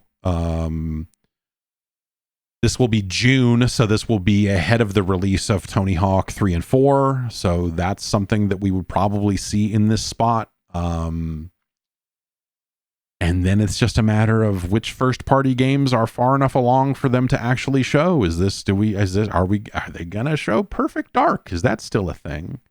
We know Fable is not out this year, so maybe they don't need to spend any real time on Fable this time out. Is it time for another Forza Horizon? People in chat are wondering, like, oh, well, if they're also making Fable, are they in a position to make another Forza Horizon? I'm pretty sure that studio, I'm pretty sure that Playground Games grew to support multiple titles. So I don't know that it's necessarily a situation where because Fable is in development, they can't make another Forza Horizon. But another Forza Horizon would not necessarily be a bad thing. This will come not too long after the release of Forza Horizon 5 on PlayStation 5. Yes, Toys for Bob did at one point say that they were working on something with Microsoft. Rare's game is still kicking around somewhere. With the name of it, I am incapable of remembering. Gears. I think it's probably pretty likely that Gears shows up in some form here based on, I know they've been play testing it. I mean, that was a long time ago that they were doing some external testing on it. So maybe that, anyway. Everwild, sure. Everwild. Let's go with Everwild. That sounds like a video game name. That sounds like a launch PS2 game. No, what am I thinking of? Evergrace. What is the specific PS2 game I am thinking of? Yes, it is from Software's Evergrace that I am thinking of. When they say Everwild, I think of Evergrace because my brain is broken. That's just how it works sometimes. So, yeah, this showcase, again, Sunday, June 8th is right kind of in the line with all of the other Summer Games Fest stuff. So, that'll be a week of some things, and that'll presumably be right after the launch of the Switch 2. So there'll be a lot of things happening right around then, I guess, huh? I wonder, it's like Ambivalent Rona says Double Fine could announce a new development. Like, sure they could. I guess like right now when I think about the Xbox portfolio and where they're at with it, there are enough announced games right now that are kind of waiting in the wings or that we haven't seen an update on in a while and whatever else, that you kind of think of that and go, well, there's so much of that.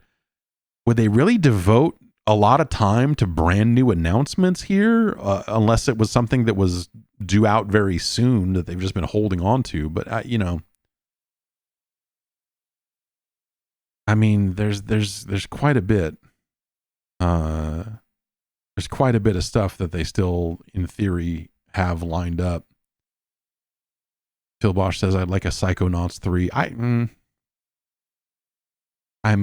I think I'm good on Psychonauts for a good long time at this point. I mean, I'll say it again, man. It's time for Trenched 2.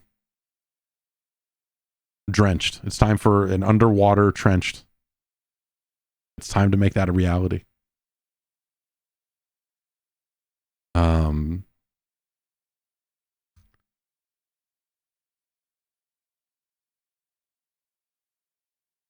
And that's pretty much it for news. There's one little piece here. It's kind of I'll take it as another kind of sign of the times sort of thing here. A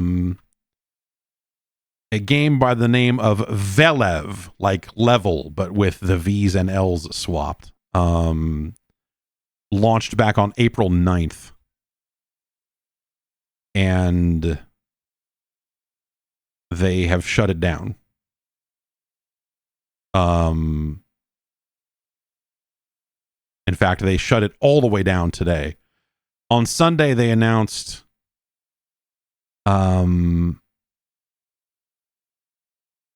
basically Velev will transition to a free-to-play model. All purchases will be fully refunded. The server will shut down, but the date has not been set.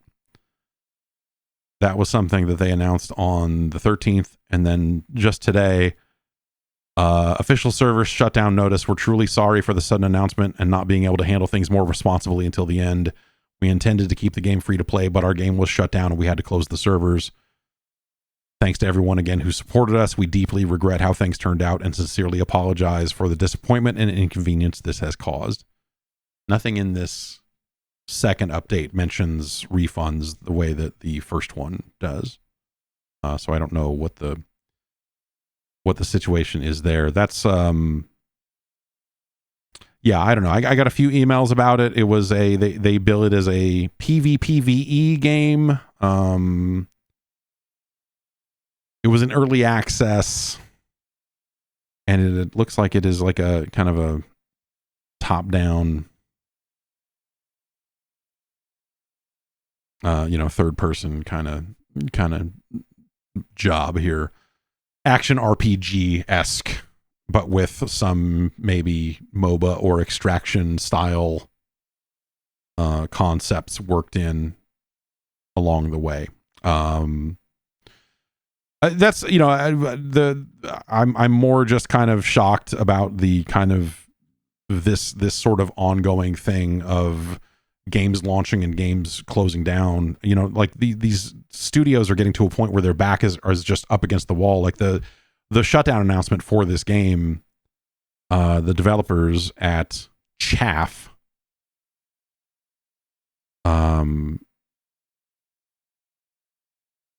are saying, as some of you may have already noticed, we weren't able to reach the point we needed to continue supporting and servicing Velev. Despite our best efforts, we couldn't secure the investment we needed from VCs or larger partners.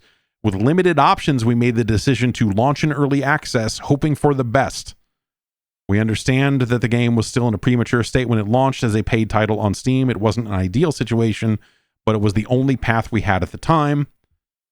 With that said, we are preparing to step away from development and bring this chapter to a close. So, like we're seeing these studios get to a point where like, okay, there's literally no money left. We just kind of have to ship what we have and hope that the money coming in the door is going to be enough to let us continue to pay people and make this game and do this stuff. And I think their high player count, according to SteamDB, was like somewhere around 200 players, and that was on launch day. And by the very next day, it was down to somewhere around 40 or something. Like, it was just not. Again, I think most of the people in this chat and most of the people that are within the sound of my voice this is probably the first time you've heard about this game in the first place. So I'm not necessarily trying to like, I don't know. Like this stuff is happening. There are a handful of games that we're seeing this out of, and more studios that are just like getting down to it in a way that they weren't a few years ago. There were definitely cases of like, hey, the money's tight and we need to put this game out on early access now. Like, it's certainly not the first time that something like that has happened. But it seems like this is obviously like a more dire sort of situation where they put it out. They very quickly realized like, oh, this game that no one has heard of, like no one is getting it on, no one's buying it on Steam. Like, it's not a no-brainer to see how this, how this didn't work, I guess. But if you're in a situation where you're like, okay, this is the, this is kind of our last hope of keeping everyone employed or keeping this thing going at all, then yeah, I guess you get to a point where you just got to put the thing out. Yeah, it's not a great situation. I think it's not a great situation for consumers either, because obviously, you don't know. Like, early access is such a strange thing where you're sort of taking a gamble on a game that is supposed to be getting updates. It's supposed to be like, okay, this is part of our plan. We're rolling this out here, and then we've got 2 years of early access and this and that.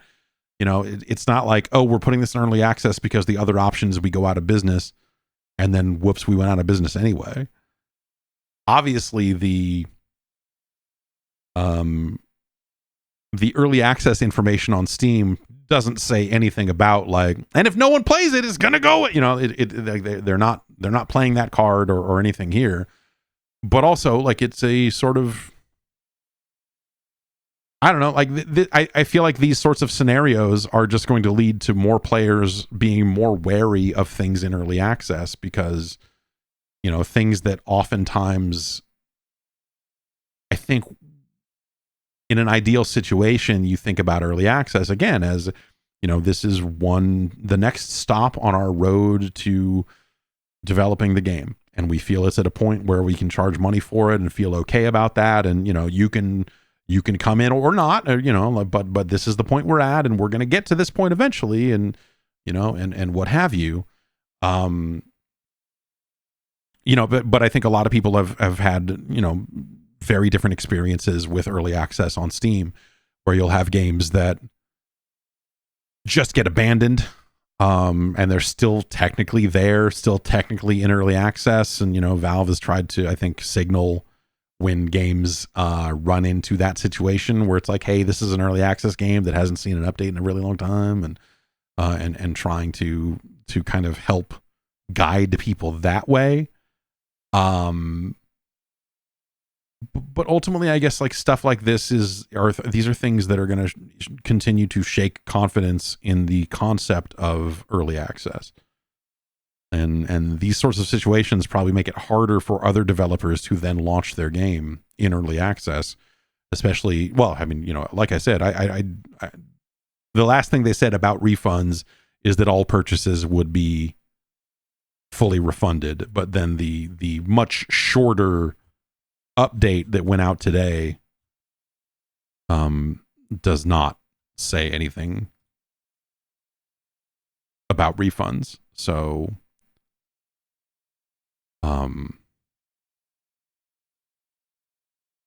it's got to suck, man. You know, you spend a lot of time working on a game, and then to have it kind of pop out for a couple of days and then go away is really fucking nuts, man. And the other thing I'll say is that, like, I don't think, you know, you'll see, I think, some, not around this game, but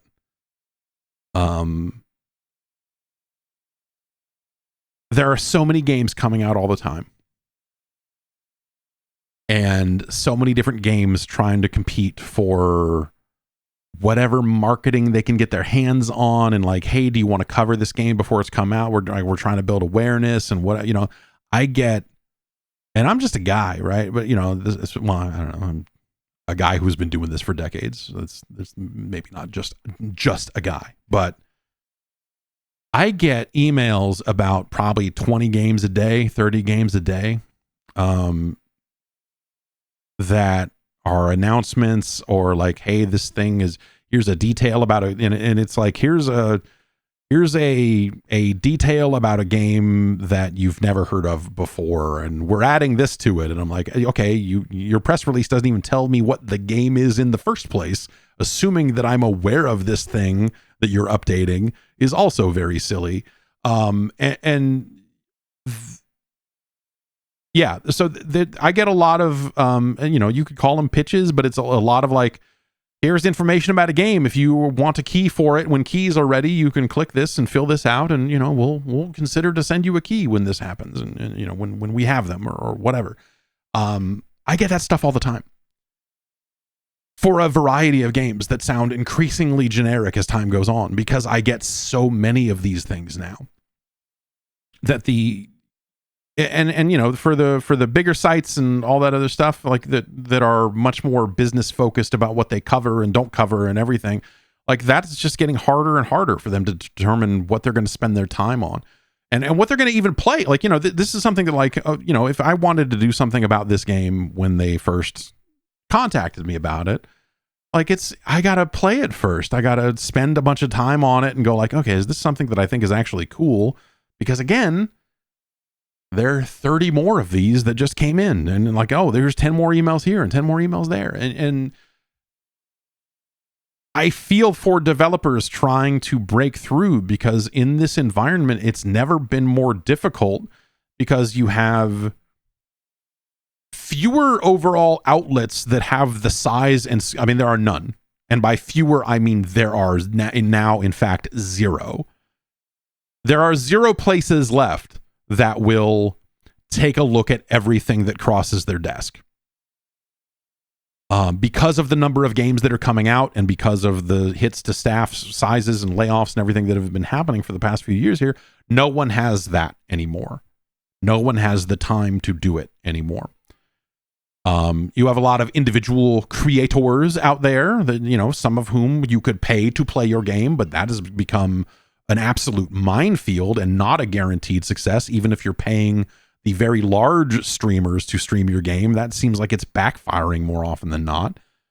And so, like, finding those sorts of scenarios where someone plays your game and that helps build awareness in a way that makes a meaningful change for your game, like, that just feels harder and harder as time goes on. And it's not a marketing strategy to say, boy, I hope that this person likes our game. Like, you can't count on that. It's not a reliable, it's not a reliable strategy. And so I don't really know what the answer is at this point. Because there are a handful of games that I check out. There are games that I check out, the games that, you know, codes will come in for them, and they'll just send a code. Like, if they send an email saying, hey, do you want a code for this? Most of the time I don't follow through. I'll skim a few paragraphs and go like, that doesn't, I don't know. If they send a code, I will at least feel bad enough to go, all right, I'll redeem the code. And then, you know, sometimes I will download the game, and then sometimes I will check the game out. But there have been like, there are a few games a week that I play that I think like, you know, all right, whatever. It's not like, this is not for me. I don't have much to say about this, and it's not something I'm going to devote any editorial time to. And I just kind of move on. But again, like that's the kind of rare few on top of that where, you know, like the vast majority of these emails are like, here's 8 paragraphs about a game you've never heard of, but like as you read the descriptions of it, it sounds like a lot of other games you've played recently. And you're like, okay, well, whatever. I don't like, is there, I don't need to be the first through the door on all of these games. So okay, cool. Do your thing. And so it's a weird, I don't know. It's a weird and very challenging environment, I'm sure, to be shipping small indie games these days in a world where, you know, no one has time to notice that your game exists. And you are kind of left hoping that it catches on and everything else. I think it's a really, it's got to be a really torturous environment. And as Colonel Sanders says, you kind of have to bank on Steam Next Fest now. Yeah, like that's probably, I'm sure that matters, right? It's you know, put out a demo and hope that people gravitate to your demo and that they want to play it and that maybe it wish lists well from there. But like increasingly, those sorts of successes seem like lotteries too, you know, like no part of it feels like, well, we shipped our game and people, you know, maybe it didn't sell well, but at least, you know, we gained a certain level of awareness with it.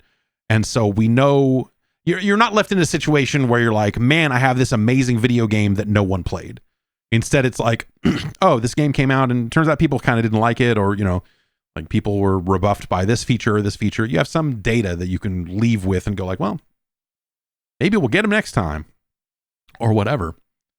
But increasingly it's just like, hey, we put this game out and 12 people noticed. We paid a PR firm to send out a bunch of press releases and some people hit us up for keys.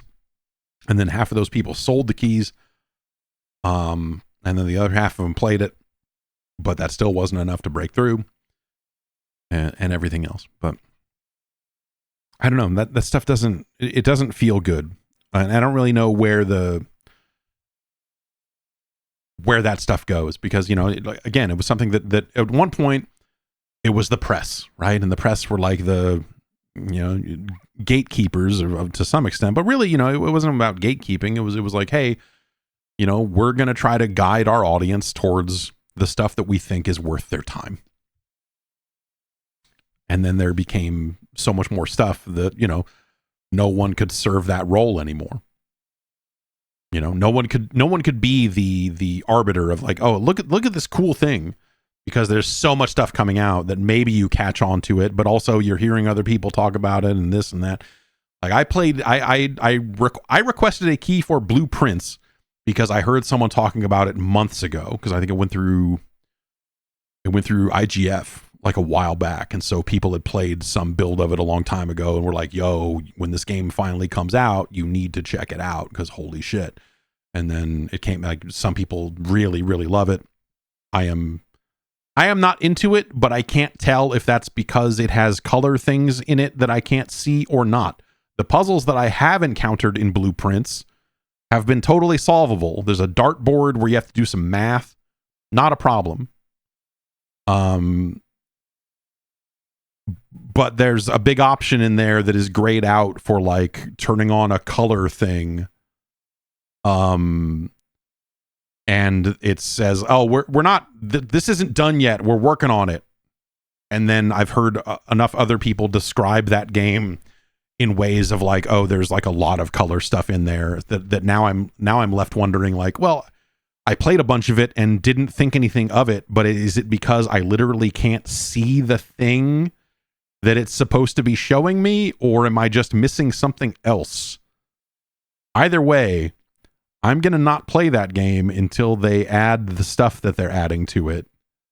And then maybe I'll make a decision. But anyway, that's a game that, you know, like word of mouth about the quality of that game was going around in some circles like a very long time ago. And so when they sent an email out saying, hey, do you want a copy of this? I was like, yeah, sure, I'll check it out. And I checked it out and went like, yeah, I don't. And right around the time that I started playing it was right around the time some of the reviews started hitting. And people were like, this is the greatest game I've ever played. And I was like, really? Really? All right, I don't. And so that's why I'm now like, I'm weird about it because I'm like, I don't. Like it's entirely possible that I'm just not that into it, and that's totally fine. And it's also possible that there is literally some specific color thing that I can't see, and that's why I don't think it's a big deal. It's very confusing. It's just like, all right, I don't know what to fucking make of this game at all with the way people are talking about it. But the discourse around Blueprints has very much made me tired of Blueprints. For whatever that's worth. That's a shame too, because some people do seem to really like it. But yeah, I don't know. I think that, it used to be that, a PR company, if you were a developer, then you needed to get the word out about your game. There were only so many outlets out there, and enough of them had enough people at them that, like, usually if you sent a pitch out, someone would take a look at it. Maybe they wouldn't do anything on it, but at least you would know, hey, the PR company did their job. And now it's like hundreds of press releases going out to a zillion different YouTube channels. And who knows how many of them actually respond. And if they do, how many of them are actually spending time with the game and whatever else. Like it just seems like a fucking nightmare out there. So I don't know. I don't have a great answer for that. I always look at it as, that's not necessarily my job. It never has been to solve the discover that specific end of the, how come these games can't get covered? Like, I'm concerned about it, but ultimately my job is to find cool stuff and show it to people. And that's gotten a lot harder, because there's so much of it to sift through nowadays, that it can be difficult to figure out what that stuff is. But now, like, everything gets, like word gets out about a game, you hear about it, you check it out. Like, you're not always first to a thing, but you can still be third and be okay, I guess. I don't know. It's weird. Dunedame says we need more games like Arctic Eggs. Agreed. We need more games like Arctic Eggs. It's neither here nor there, but you're absolutely right.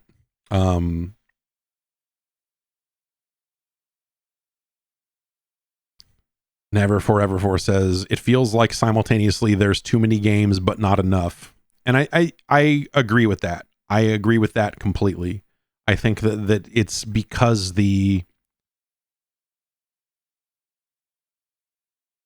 it's because there are a ton of smaller games, and the number of companies publishing bigger games it's a lower number of companies overall that are making games at that scale, and the companies that are making games at that scale are making way fewer of them.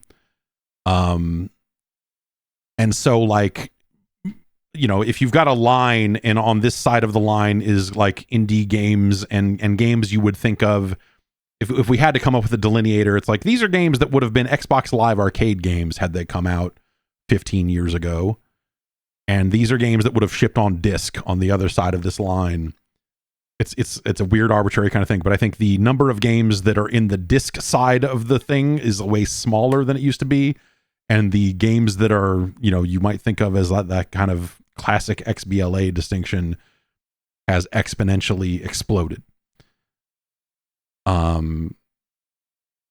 When the bigger companies ship their big disc-based games for $60 or $70, they market the shit out of them. They're unavoidable. You hear about them, you go like, and there's fewer of those. And so in some ways, it feels like there are fewer games. And if you're the type of player that gravitates towards those games in the first place, then yes, it can feel like there's way fewer games coming all the time. It's why we have conversations like, man, it feels like the generation hasn't started because it feels like there aren't any games on the PS5. And the answer is, dozens of games ship on the PlayStation 5 all the fucking time. Same as Xbox. There are a zillion games coming out on Xbox all the time. And a lot of those games debuted on PC and are now making their way to console through, ID at Xbox and the self-publishing stuff on PlayStation. Stuff comes to Switch all the time. But it's not stuff that you've heard of before. It's like, here's just a new releases category clogged with like 40 names, and you just look at them and go like, I don't even know what any of this is. And I'm not going to find out. And I think that's the problem, is that players are not finding out. And those things end up feeling cluttered enough. Those various channels, those storefronts, all of them feel crowded in weird ways. And I don't know. Something's got to give. I think there's a lot of different stuff you could think of when it comes to that. There's stuff you could do. The storefronts themselves should be better at kind of like filtering out some of the garbage. But like, who is the problem you run into there is who is going to be the arbiter of what is garbage and what is not. No one wants to get into the conversation of like, this isn't a real game. Like PlayStation had to kind of come out and do some cleanup, because you would see like the same game ship 6 different times on PlayStation with 6 different sets of trophies and 6 different platinum trophies. And so indie developers were pumping out scam games with very easy to get trophies in them for lunatics, for monsters. And so Sony at one point stepped in and said like, hey, if this isn't substantial enough, we're not going to let you have a platinum trophy, or we're going to do this, or, there's going to be situations there that that we step in and stop developers from doing this sort of thing. I don't think they've completely cleaned it up, but there's something to that effect in place. The Nintendo eShop is a disaster area. Where you see developers like coming up with like, oh, well, we marked our game way up so that we could say it's quote on sale for 95% off. And that makes it pop to the top of this chart and this chart. And so we're getting noticed here and there, and we're able to skim some sales off of these areas. And so like the Nintendo eShop stuff is a real crazy mess. And that's no good. And the Xbox storefront I don't think the Xbox storefront does an amazing job of surfacing anything other, because so much of it is focused on like, here's the games that are coming to Game Pass soon, and here's Game Pass games that you've played that are leaving Game Pass, and you could buy them at a discount now. And like the Xbox storefront is seemingly focused on a lot of those types of conversions. And so it's a little less new release focused, and it just ends up being it's sort of broken in a different way. I looked at the Oculus, the Facebook, the Meta Quest storefront for VR games, which is a mobile app. You can look at it in the headset as well, but I opened up the phone app and I sorted by new release and just said, just tried to scroll through, like, what are the new releases? What's out in VR this week? And I saw the same exact thumbnail like 20 times in the top 30 games. It was just like this nondescript boxy room. And all the names are just absolute fucking nonsense. Like Gorilla Tag is still the number one game. Some of these games feel like they're using words like tag and words like gorilla in the names of the games to try to skim off of whatever heat that game has. I don't know if the games themselves are ripoffs of Gorilla Tag or if they're even games at all. I don't even know what the fuck you do. It's just like, it's real. Man, I took I'm going to open this up and see if I can find it, because it's real weird. I never know what the Horizon. They have fucked up the name of the app where they sell VR games. It used to be Oculus, and then when they went away from that, they renamed it to Horizon, which is the name of their like shitty social space shared thing. And then you have to go to that, and then it's like, here's a bunch of shitty worlds you can play in our shitty thing. and you have to go up to the corner and go, no, I want to see the store for actual games. And then that takes you to a whole separate, it's a fucking mess, man. The storefront for the VR stuff might actually be the worst storefront of them all. Okay, most popular, Gorilla Tag is number one.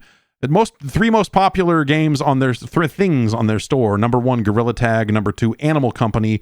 Number three, YouTube. Okay, I'm gonna go to games. Browse all games. Sort by release. I'm just going to read these titles here because all of the screenshots and everything in here, a lot of this stuff is just free, I will say. It went away. The whole thing, the entire list just disappeared and then the window closed from, okay. Nix Taggers. Chimp_horror. Thrust Hunter, which appears to be a driving game. That's a separate thing. Hub Taggers. Unleashed Taggers. Mackle Game. TT Lem Tag. Project Roxy. Nox Tag V2. Solox's Monsters. Petrified Orangutan.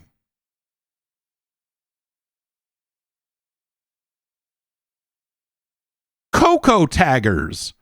Forest Tag. Polish Tag. Lethal-Paradox-3. Project Zero PLT. Nix Runners, again. Orangu VR. Paradise Island VR. Nebula Tag. Jack Tag. Hey kid, you want to play some Jack Tag? You want to play some Octo Tag VR? What about Evil Monkeys? Dark Nest Tag. Gloncopia. Ape Taggering. Rocks Tag 2. Modern Taggers. Lem Runners with 2 exclamation points. And then right below that, Lem Runners with no exclamation points. Mafiti Taggers. Taggers with 2 S's. Old Tag V2. And a lot of these are just like, again, it's like the same, like, it's out of focus if you're watching the video version, but it is the same, like, look at this box of a room. Like, it is that same image on half of these things. It's ridiculous. Like this storefront makes the eShop look like a great curated experience, is what I'm saying. So yeah, I don't know. If you're a VR developer, like that's got to be like soul crushing to a certain extent, because like everything is getting flooded out. I mean, to be fair, that is the new releases sort. And so, you know, more games show up on the most popular, but like the most popular list for VR is the same things it has been. You know, it's like, here's Beat Saber, here's, you know, like it's like those lists don't change all that often. So I have to imagine that like discovery of like, hey, I just shipped a new game on the Quest, that's got to be a fucking minefield too, right? And a smaller audience, and it's really, well, it's fucked up. That's what I think. Whoa. Let's do some emails. Podcast@guard.bike is the email address for you to send your emails into.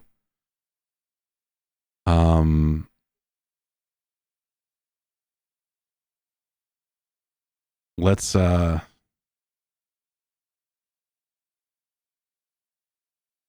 get into it here. Let's see here. Sorry. have a few of these that I pinned, and okay, there we go. Cody writes in from Roswell, New Mexico. It says, you know what was cool? Popping a CD into your PlayStation and getting a monster out in Monster Rancher. Too bad that's all pretty much dead now. Any other stupid gimmicks you found cool? It's basically the same gimmick, but I would say the barcode battler. Anything where you scan a barcode and make a monster out of it, that was awesome. It was like a Japanese ketchup that was like the best monster in all of Barcode Battler.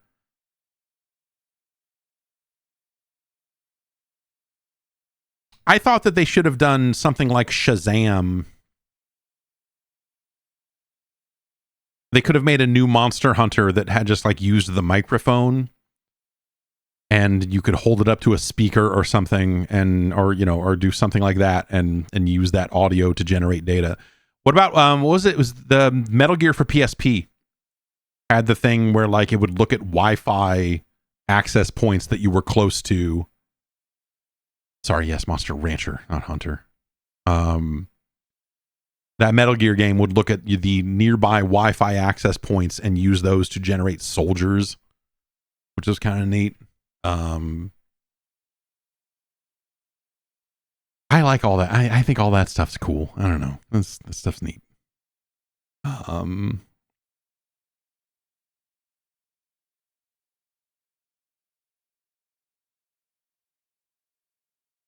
Kev writes in from Liverpool. Kind of getting at some of the stuff we were talking about with like, hey, as these prices don't drop anymore, like how are people getting consoles? He says there's a lot of tension in the industry right now due to rising costs and the plateau of new players. I find it odd that the cost of console hardware remains high, creating a barrier to entry for potential new customers. They're locking out the youth who have flocked to free games like Fortnite and Roblox because everyone is there. This leads me to wonder, what do you think Sony and Nintendo's strategies are for bringing in new customers? I left out Microsoft because their strategy is well known. Game Pass removes the barrier to entry when, quote, everything is an Xbox. Yeah. I mean, that does seem to be Xbox's answer to it, is like, what if we didn't have to sell you an expensive piece of hardware? What if there were a variety of ways for you to engage with our stuff? I think some of this stuff falls apart a little bit because these consoles are still selling. I think the high price conversation is a valid and meaningful one, but we're still at a point where there are still enough people buying. Like, if you line up sales of the consoles with PS4 and some of that, like, it's not necessarily the case that, people are passing on consoles completely because blah blah blah. Like they are still selling consoles.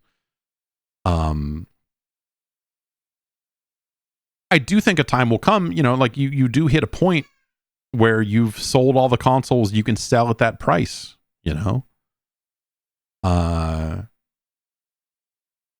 but those times are going to come at different times around the world. Like different territories are, going to have different financial situations and whatever else. So I do think that, it's tricky. But what are Sony and Nintendo strategies for bringing in new customers? It's theoretically, it is still like, hey, we've got games that you want to play, and here's the place where you can play them. Like, that is still the Nintendo strategy. Absolutely. It is, hey, this is the only place to play our games. PlayStation has tried to maintain that basic strategy for as long as they could. And as they've started to, as those sales do cool off a little bit, they do find themselves in a situation where they're bringing more and more of those games to PC and so on. Don't worry. When the new Ape Escape comes out, they will sell 8 trillion consoles and it'll be fine. Gaming will be healed and saved when that game is announced. But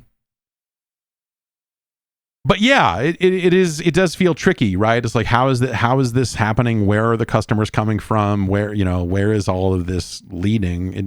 None of it feels good. But I do think that, like, again, I think that the market pressures are going to be similar. What we're going to see is, the long-term PlayStation strategy is going to be, hey, we're going to have a handheld. And that's going to be the thing that they try to do to kind of continue to matter in Japan, where, like they've sold fine up to a point, and those sales kind of are what they are. And they look at the Switch and go, shit. All right, well, fuck. So, that's why PlayStation is going to get into the handheld market. I mean, sure, they see the pressures, and they see the market, and they see the opportunity in the West, I think, to a certain extent. Like, hey, the Steam Deck is doing this and whatever. Like, there's clearly a market there. But I do think that, if you look at what are their chances in Japan and how they might, be able to have a really big splashy thing there, it would be to kind of think about getting into the handheld business. And they'll do it differently this time. That is how they will solve the problem of developing for handhelds is, they will probably just make one platform, and you can get it in handheld format, and you can get it as something that hooks up to your TV. They're not going to go make another PSP, which I think we talked about this just last week. Like, they're not going to fall into that trap again. No one's going to. They know that that's a dead end. Because they see that Nintendo is basically doing that. Here's one thing that's a console and it's a handheld. Microsoft is going to come about it into their own way, and Sony, I think, will come at it in their own way. It's just a matter of like, hey, what is that thing and what does it run? And what does that mean for games that exist on the console? Is this something that we're talking like PlayStation 6 era? Like, there's a handheld PlayStation 6 and it's maybe a PS4 Pro in power, and our developers going to have to account for something like that, because that sounds like a fucking nightmare.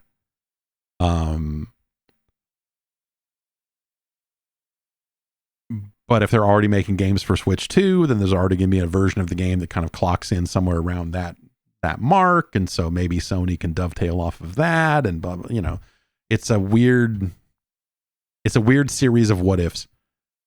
But I think that long term, that is probably the PlayStation strategy is like, oh, we are going to maintain our relevance in Japan by offering a handheld version of our console. And they'll see how that goes, I guess. Julian wants to know, when did launch day start to matter? So with the game sales moving more online, launch day is becoming more nebulous with pre-release early access editions and the death of the communal event of the midnight release in stores. I kind of thought release day would start to mean less in the gaming community. However, getting games on day one remains as important to us as ever. When did launch day start to really matter for games on a consumer level? Is our shared hype for a game's release day all a long-term result of Mortal Monday, or was launch day important and advertised for individual games well before that? The first ones I remember were Mortal Monday and Sonic Tuesday. Those were the first that were marketed as straight up dates. As like, this is the date when Sonic the Hedgehog 2 is coming out. This is the date when Mortal Kombat is coming out.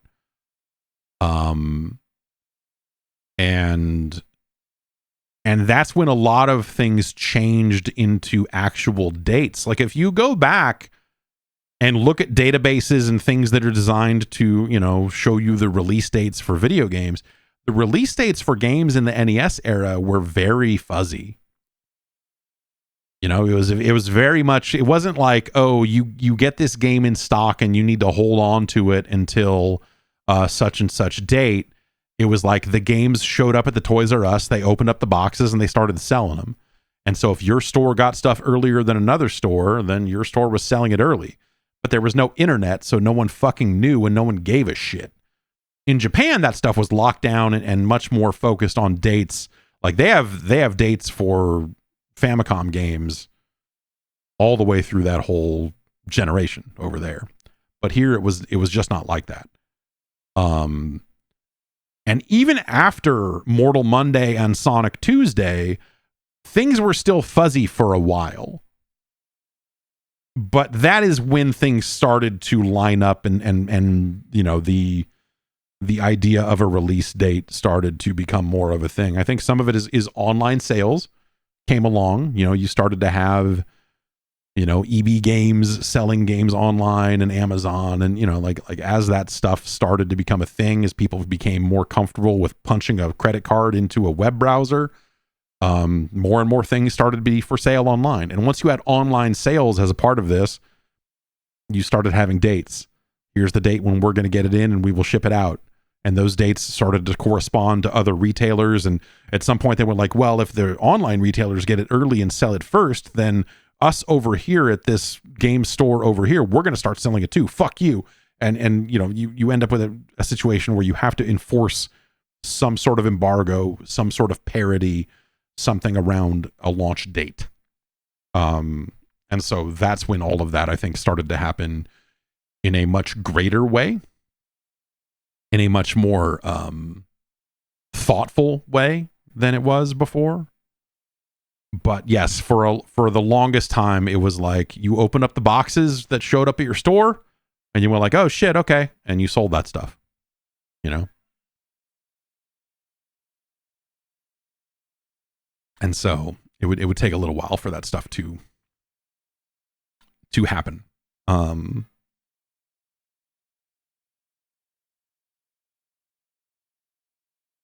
Mason in Virginia writes in and says, the marathon reveal has me thinking about the industry. How do other developers think they're going to pull players over to their live service game? And do they think that people have unlimited time? What got to me is that someone who plays, say, Fortnite or Call of Duty have a lot invested in those games, friends, skins, battle pass, and it would be tricky to move to a newer game with a different genre. What do you think? Yeah, so I think that everyone thinks that their game is going to be a smash hit that people are going to want to play. And that they are going to, you know, drop other games for that game and not go back. In the MMO days, this was a similar problem because everyone just played World of Warcraft. And so a new game would come along and it would launch. And ideally, they would launch it at a time when there was not a ton of new content coming to World of Warcraft. And they would know, like, oh, well, the big, you know, like, you know, Wrath of the Lich King or whatever is not shipping until here, so our game's coming out here, and so, you know, they could target those sorts of months and try to put it out.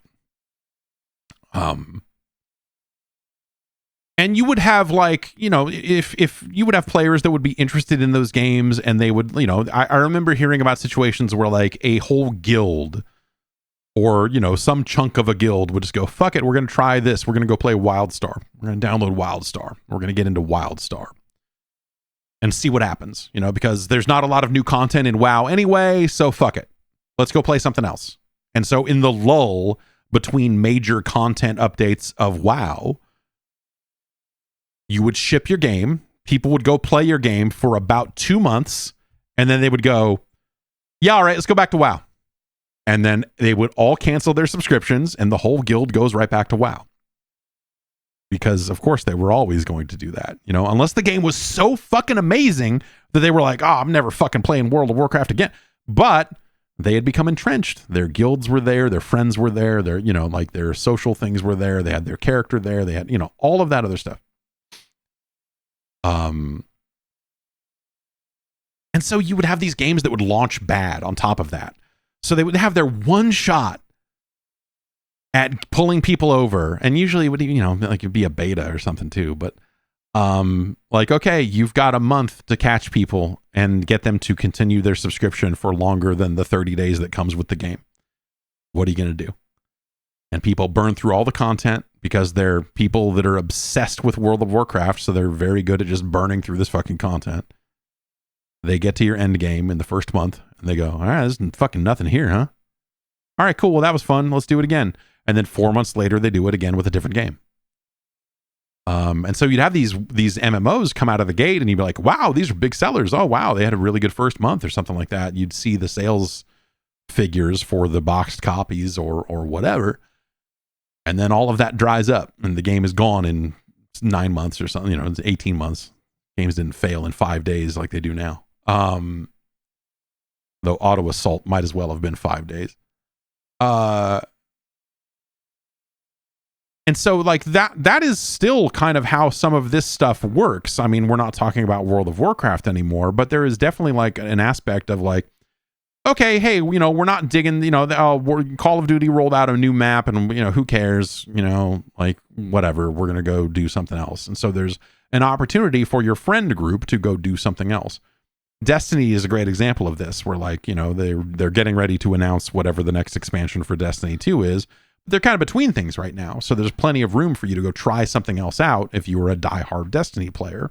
And maybe you'll find a game that prevents you from going back to Destiny 2, but maybe not. And so I think that's part of it. Like there is an aspect of it of like, all we need to do is put the game out at the right time and get people to try it.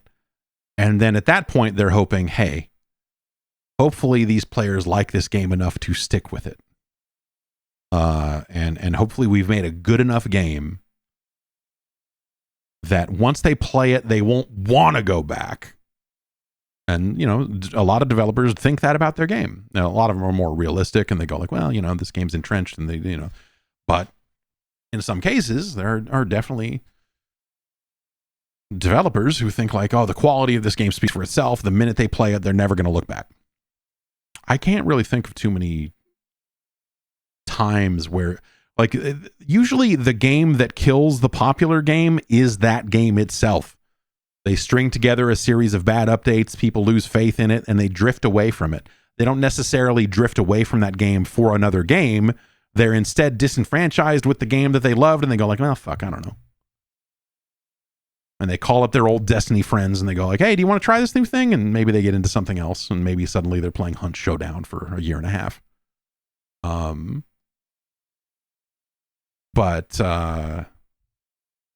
But yeah, it is tricky to get people to make those sort of big game to game moves because they do have to make those moves as a group. And getting the group to agree and all of that can be tricky. So it ends up, like, yeah, there are also players who are, like there are some players out there who just socially play with the same group of friends and they kind of move from game to game. It's like, it's the sort of situation that like Game Pass is a really great thing for them if they don't really have a game that they call home, because that group can go, oh, okay, well now we're playing Outriders for the next couple of months here and fuck this thing. Let's go do something else and whatever. And then there's the free to play stuff along the way where it's like, maybe they're Overwatch players who are completely disenfranchised with Overwatch. And so now they're just playing Marvel Rivals. And they might not even love Marvel Rivals, but they have to play something because they play every Tuesday. And so they're playing this because they might as well play this. Right? And maybe those 3 players will move on to a different game in 3 months. Maybe there'll be something else that comes along that they get into. And, and so it's, there's no one way that people move from one game to another. And I don't know that there's so much in the way of skins and content and stuff that if they were to abandon it, they would feel burned for that long, because we're talking about season passes that come and go, right? And the drift off in that maybe ends up being a sort of situation of like, oh well, yeah, I don't know, I bought the first 3 season passes and then the season after that I was playing less, so I didn't buy the season pass, and so I'm playing a little bit less because I'm playing this other thing more. And maybe you have these more gradual shifts in some cases, and I think it also depends on, is this game free to play? Is it a game you have to go spend $60 on and all of that? That's why I think a lot of the marathon discussion is really interesting, because, for a game that they have not really shown that much of, They showed some stuff over the weekend, and I think they're talking about a game that sounds interesting. They're talking about a game that I want to try out with Marathon. But they're also talking about a game that is not necessarily being built for solo players from the looks of things. And I don't have that group. I don't have that group that drifts from game to game. So if I play Marathon, it's because I'm going to turn it on and go like, what the fuck's going on in this game? And I'll probably get matched up with strangers. And maybe I'll have a terrible time because of that. I think that's the thing. That's the type of player that I think gets left out in the cold a lot more frequently, is the player who's just like, I'm not the sort of person that's going to schedule a fucking game night because I'm a fucking adult and I got this going on.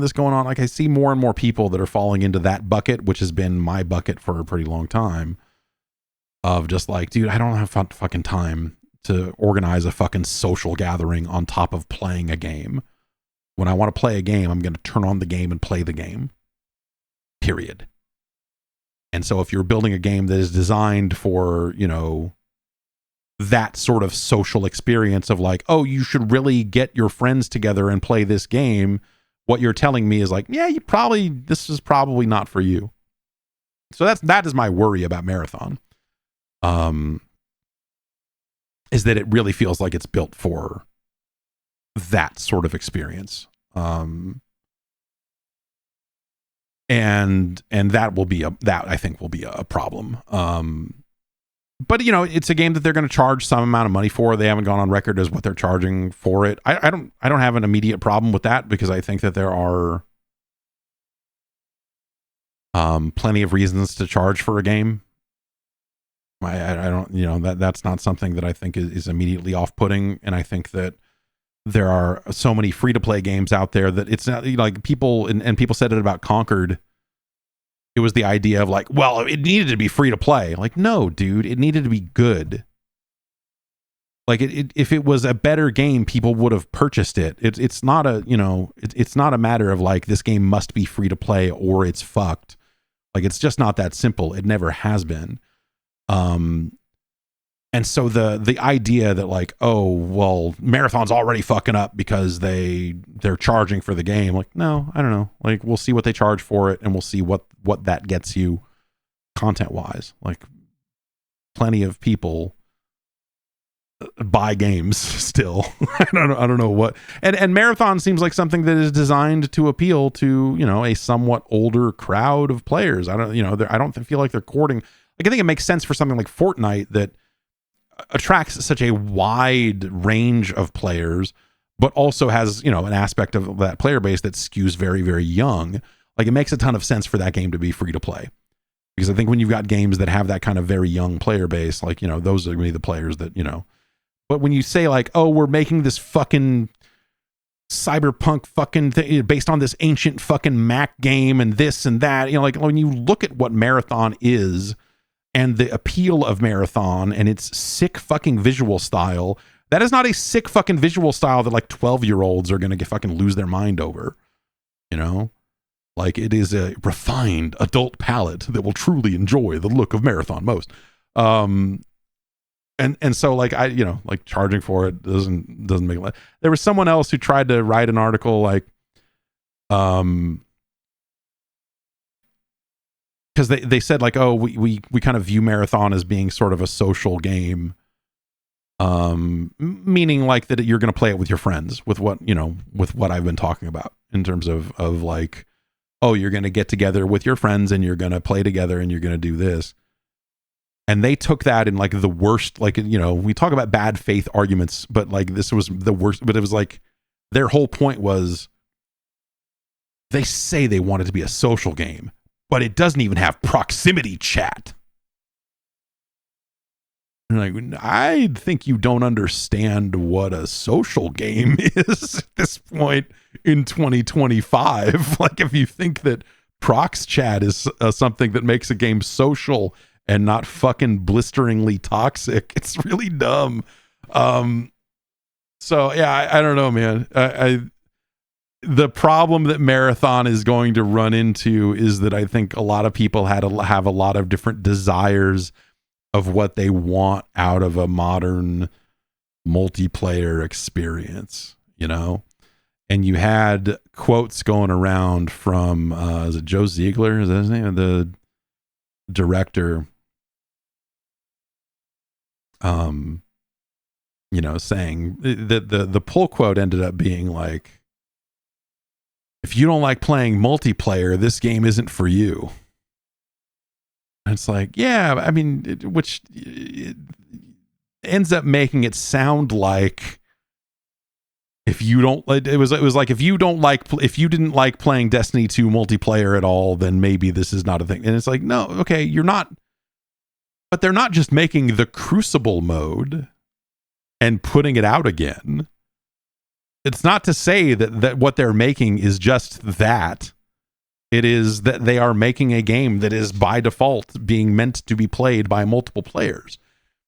And that it is that sort of PvPvE sort of thing or whatever, right? And as just the very, very basics of the genre itself more or less dictate that you will have other players in the environment doing stuff.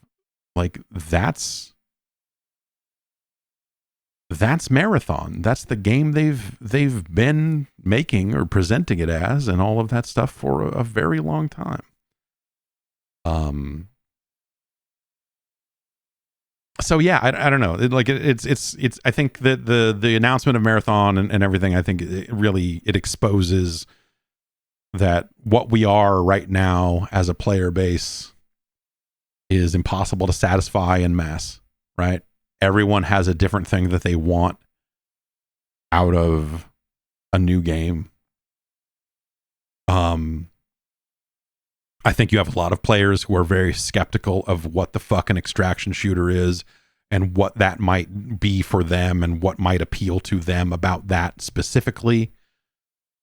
And I think you've got people that have very specific touch points from the last decade where they want things like proximity chat because they're thinking about like Call of Duty Warzone and the modes where you could like use prox chat to meet other players and squad up with them on the fly. And that stuff was very intriguing and it was a very cool idea, but it's not the basis of an entire game. Like you've seen a sharp decline in the number of social media clips around proximity chat of people doing goofy shit or people like social engineering their way into getting kills and whatever by fooling other players on the microphone and whatever else. But like that style of prox chat is really funny, but also not something that you want to put in a game where that's your only mode and you want to try to make it more mainstream and whatever else. Like that's not what, like, go play Tarkov if you want like the specific kind of hardcore version of this experience. Like it seems clear that Bungie is trying to make something that will be more engaging for a wider audience of players. And part of that is, most modern players don't fucking want voice chat at all at this point. Unless it's with their friends, in which case they're using Discord on a PC or they're using, whatever. Like it is not the Wild West. It's part of why the game chat conversation was so just like, all right, whatever. Like you're spending a bunch of time talking about voice chat and fucking video sharing. Like no one cares. And the answer, I think kids will care because they don't remember, but I do, like I see the sentiment over and over again from players that are just like, I don't want to fucking talk to anyone in this game that I don't already know in any game. And I think that's a very common thing now. That's not some like out of left field, like, oh my God, people are like that. Like, no, that's just how this works now. Even the players who are voice chatting are not doing it directly through the game. They're on Discord doing it. They're on, they're in party chat talking to their friends, whatever else. They're not in the fucking game chat doing unless it's multi-platform, because then you have to, right? If you're using crossplay, well, then you're either all on Discord or you are forced to use whatever crossplay chat thing that they've got. but I feel like that is a very wide desire from players these days, is they do not want to talk to strangers. They don't give a fuck. They're not here to fucking yell at people and do whatever else. Like, it's just not interesting. And I tend to agree. Like, it was funny for a little while there to meet people and swear at them playing Modern Warfare 2 or whatever. But, it was a very long time ago, and like, there's nothing novel about the technology anymore. It's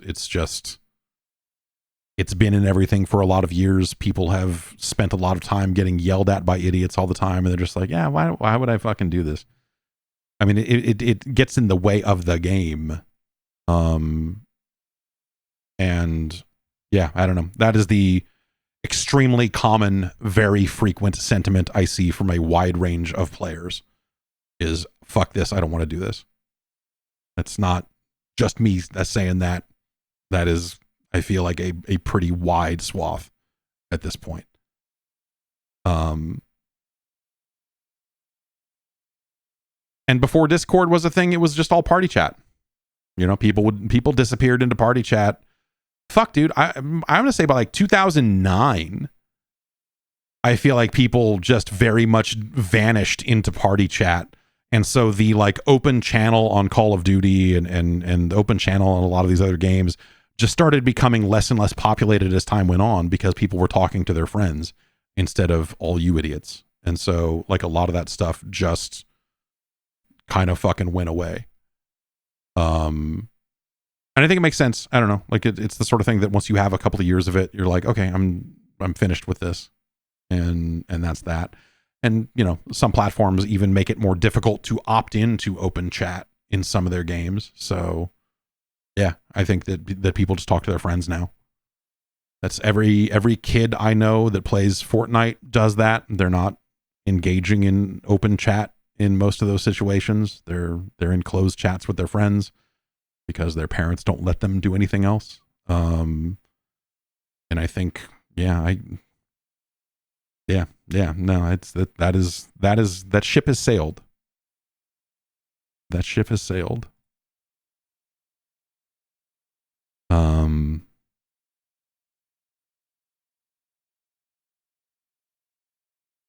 Let's see here.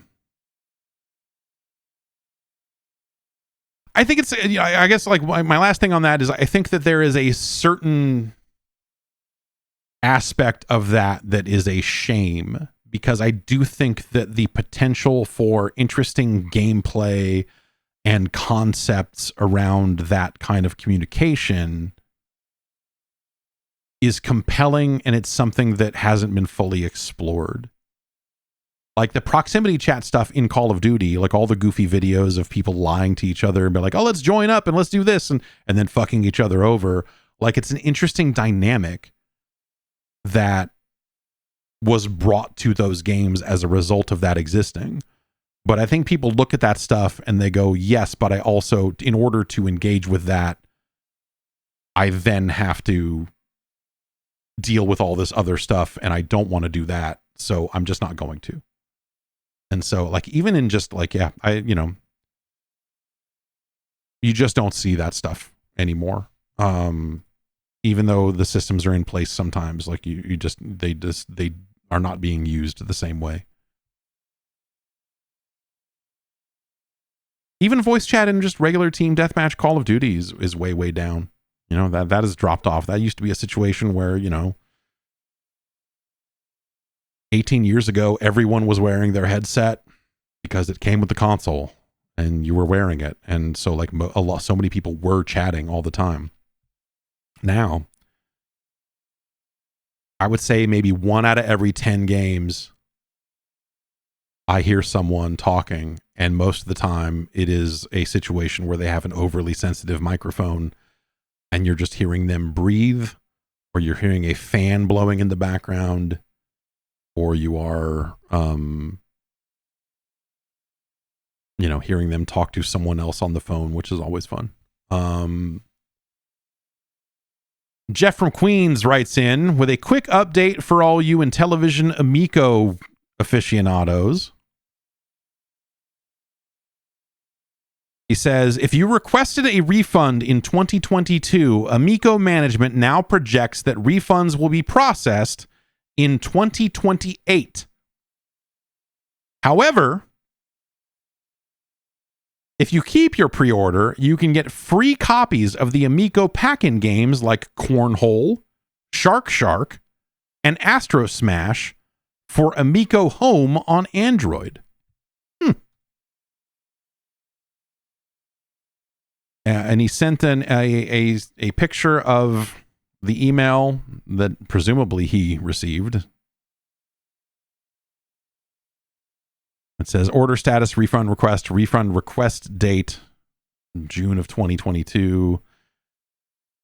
Your position in the refund queue is based on the date of your earliest request. Your pre-order deposit will be refunded via PayPal to the email address on your pre-order record above. Please let me know if you prefer a different email to receive the refund. We have a monthly budget for refunds. Based on your position in the queue, I estimate your refund will be issued in November 2028. I'm sorry for the delay. I appreciate your patience as we work within our means to refund deposits at a sustainable rate. The rate may increase in the future, in which case I will send you an updated estimate. I want to take a moment to share some positive news that you may not be aware of. We are deeply committed to bringing the Amico console to life and want to ensure you see the value in sticking with us on this journey. Although we are not able to establish a new console shipping date, our desire to deliver Amico games to you as soon as possible has led to the creation of Amico Home. The Amico Home app transforms a TV streaming device or mobile device into an Amico console. The app connects over your home Wi-Fi network to smartphones running the Amico Home app, turning them into Amico controllers. Both apps are free. You can set up Amico Home and play Amico games with your family today. And if you keep your pre-order, you'll get free copies of the pack-in games for Amico Home on Android. Register your pre-order at Amico Club to receive download codes for the Google Play Store. I assume if you then go do that, they invalidate your ability to get a refund. Because they're like, well, you got the Android games, so It is 2025. That's all. It's 2025, and they are still saying we are deeply committed to bringing the Amico console to life.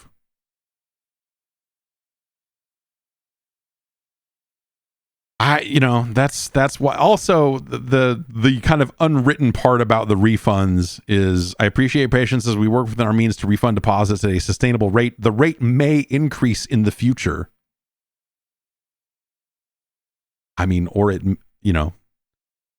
may decrease when there is no money left. Like it's hard to imagine a scenario where there is still a company. Well, whatever. I would have said that a few years ago. I would have said that it is insane that there would be an Amico in the year 2025.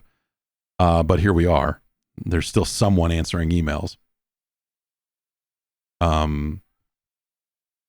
But yes, if you want to help this person if you want to help Jeff in Queens get his refund, I guess go buy the apps from the Google Play Store, right? So that the funds can come in. What the?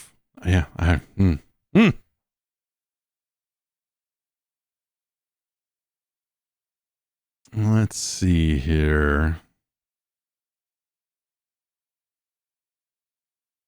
Spencer in Longmont, Colorado, writes in about a helium grommet. No. You've probably gotten a good amount of emails about this, but I've been feeling that since the Switch 2 Direct, public sentiment has turned against Nintendo in a way that it hasn't before. I know there have been rough times in the past for the company, like the Wii U being a particular rough patch, but this feels like the first time I've seen diehard Nintendo fans refusing to stump for the company anymore. I realize, like everyone on the internet, I have the memory of a goldfish, but this feels like a real turn. I know that Nintendo will still be just fine. I'm not ringing alarm bells, but it does feel notable. No, I don't. So I guess I'd say two things here. I don't remember any point in the Wii U cycle, in the early days of Wii U, that people were like completely sour on the whole thing conceptually, whatever. Like I don't remember there being a dramatically negative sentiment around the Wii U, other than people saying like, oh, it's confusing for the marketplace. It's confusing for the marketplace. And people just like kept banging that drum over and over again. And that turned out to probably be some form of an issue, but people weren't shitting on it. Like people were still like, oh, well, there's still like good games coming out for it, and it's still Nintendo this and that. It wasn't really until after the fact or midway through the generation that I think people were like, oh, the Wii U is it's not going great.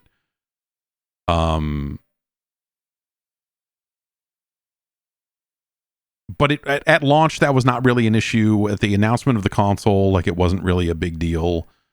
I remember just people not liking the name, you know, and people using that to say like, oh, well, the name is bad and people are going to think it's an add-on for the Wii. And yes, there were some people that were probably confused by that, but it wasn't, I don't know, it was not some dramatic thing.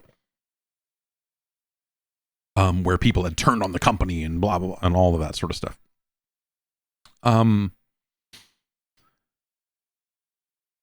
I also think that the Switch 2, I think that like the backlash to the Switch 2 stuff is kind of weird. You do see some of it, but at the same time, I don't think that there is such a dramatic, like people are mad about the price.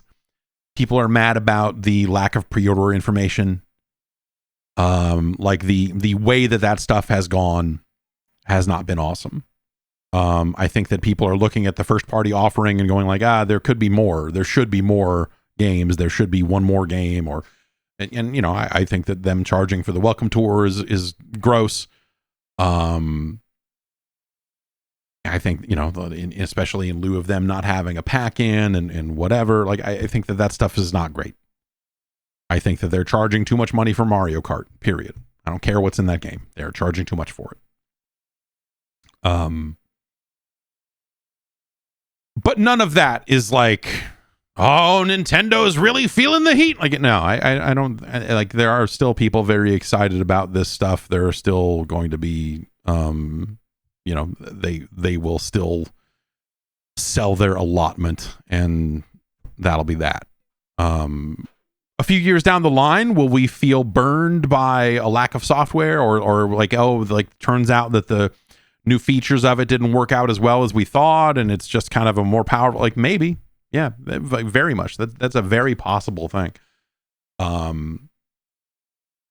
And you know, yeah, I think when we get past it, like the Nintendo Switch 2 does not have a dramatic new feature.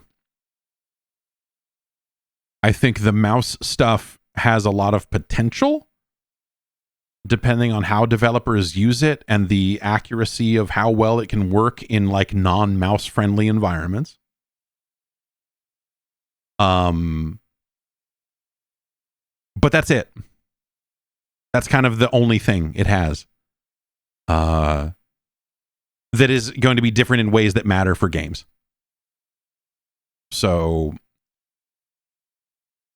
if that stuff doesn't make a dramatic shift in like, oh wow, some of these games are wildly different, you know, or if it's just like, hey, look at Dragon Drive, you can do wheelchair stuff, it's kind of neat.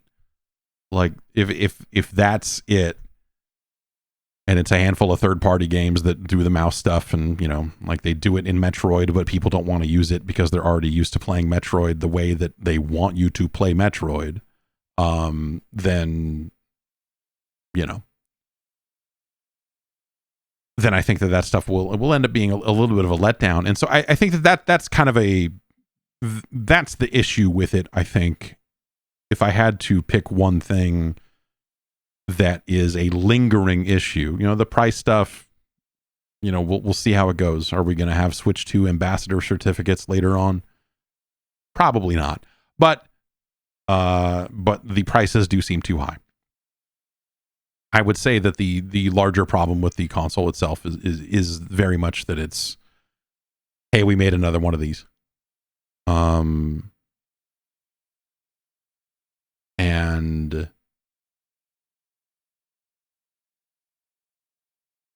people want to believe that Nintendo is always doing something dramatic and fun and toy-like. And so the minute they don't, you have this gang of people that will just kind of materialize out of the ether and go like, the Nintendo you used to love is dead. They used to make fun toys, and now look at them. Now they're just making a more powerful console. And you're like, okay. I don't know, man. The SNES was a more powerful NES, and it was pretty good. They added more buttons, I guess. That worked out okay. So, and I think that in an era when the Switch is kind of the first of its kind, and kind of establishing a new market, that now we're seeing other hardware manufacturers looking to copy a handful of years down the line here as they get back into the handheld race. I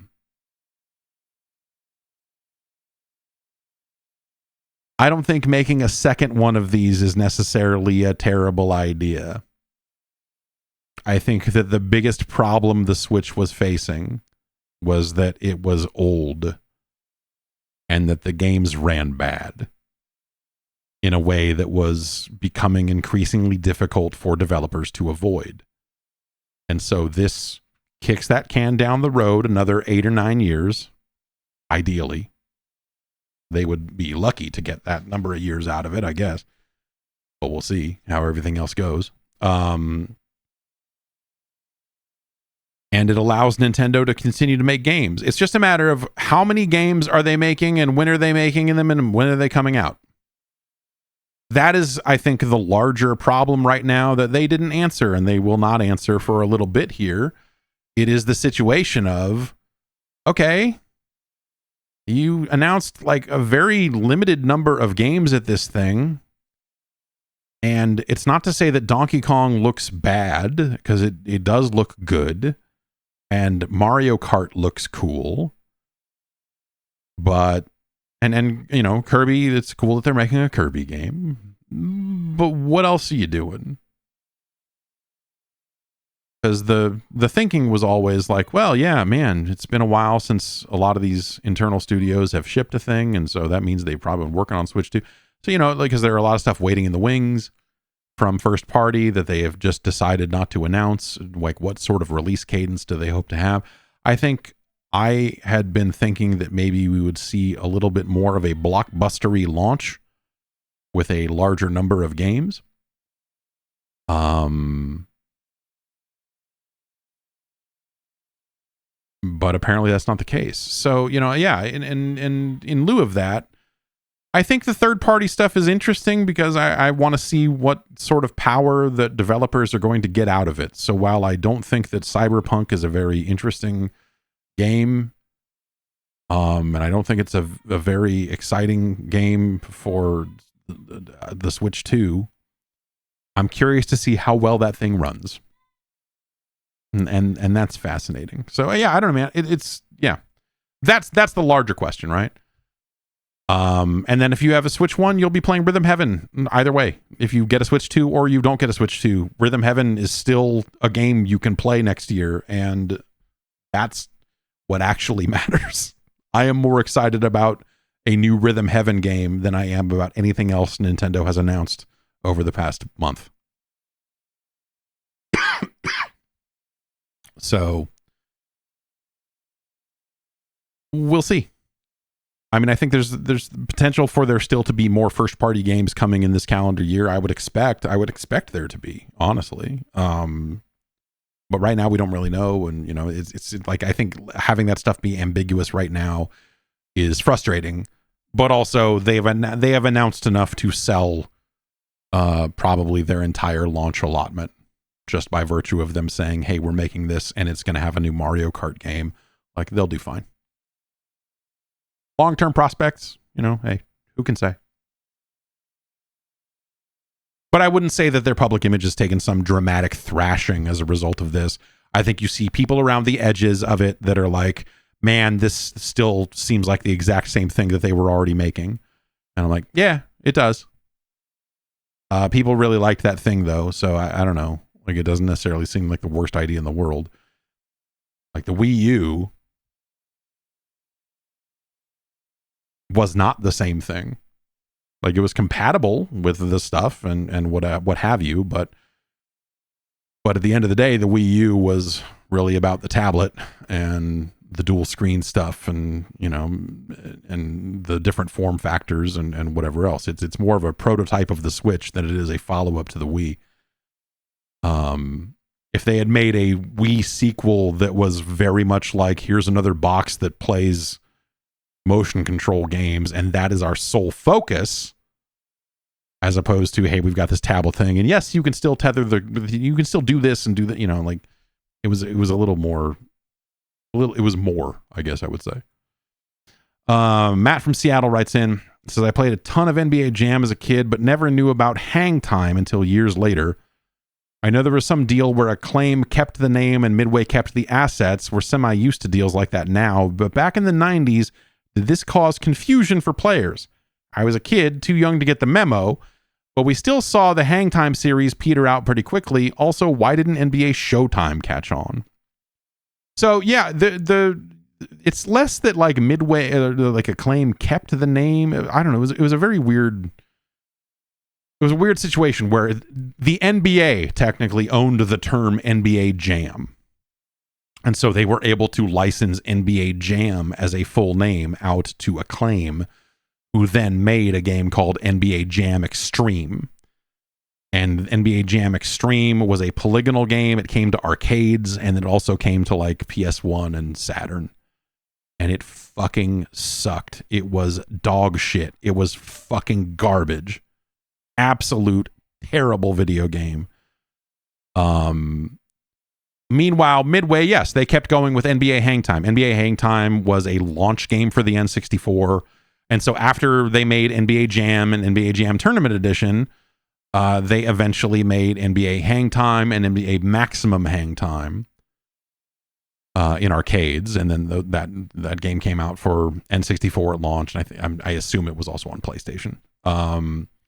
And then, yes, eventually they did NBA Showtime, which was an arcade game that came out in like 2001, maybe, somewhere around there. And then that game came to the Dreamcast.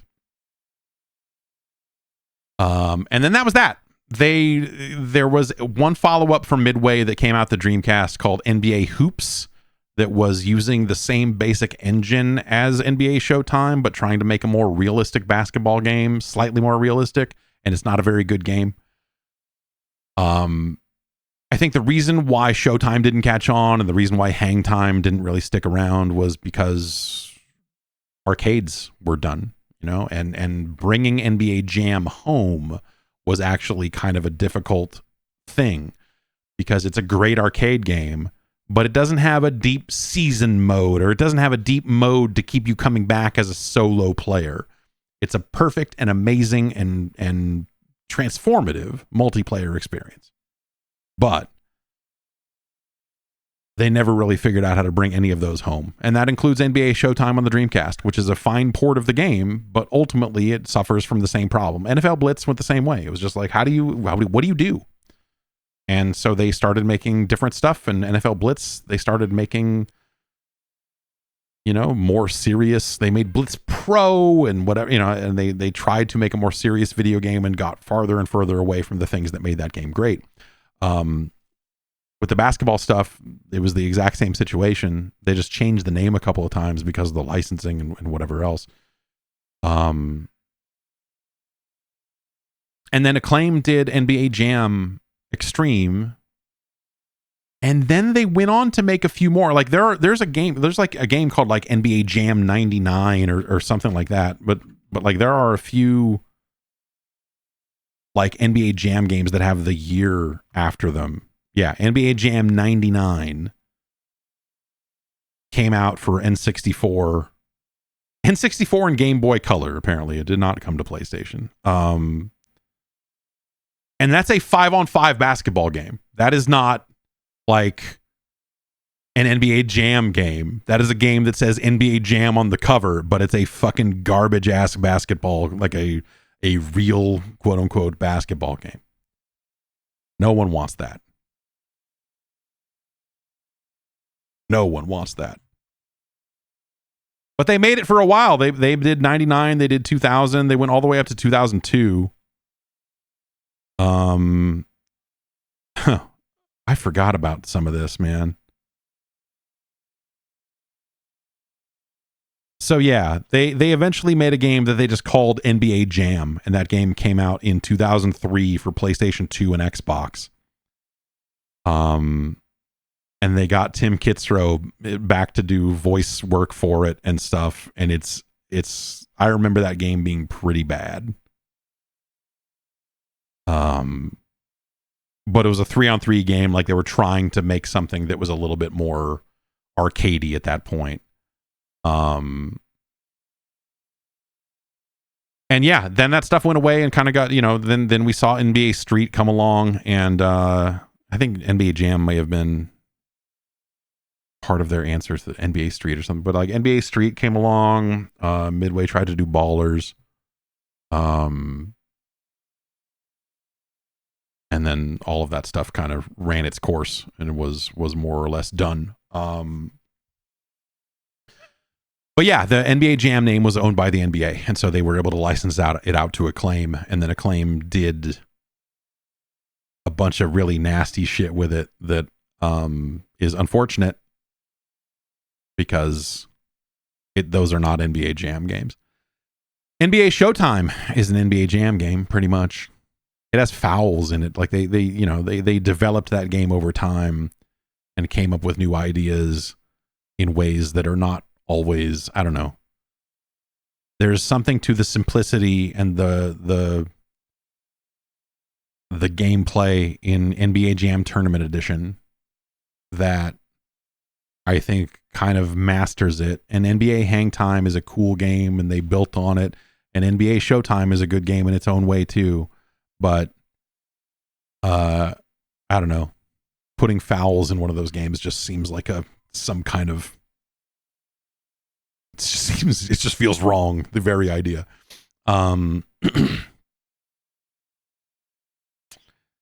Let's see here. Trying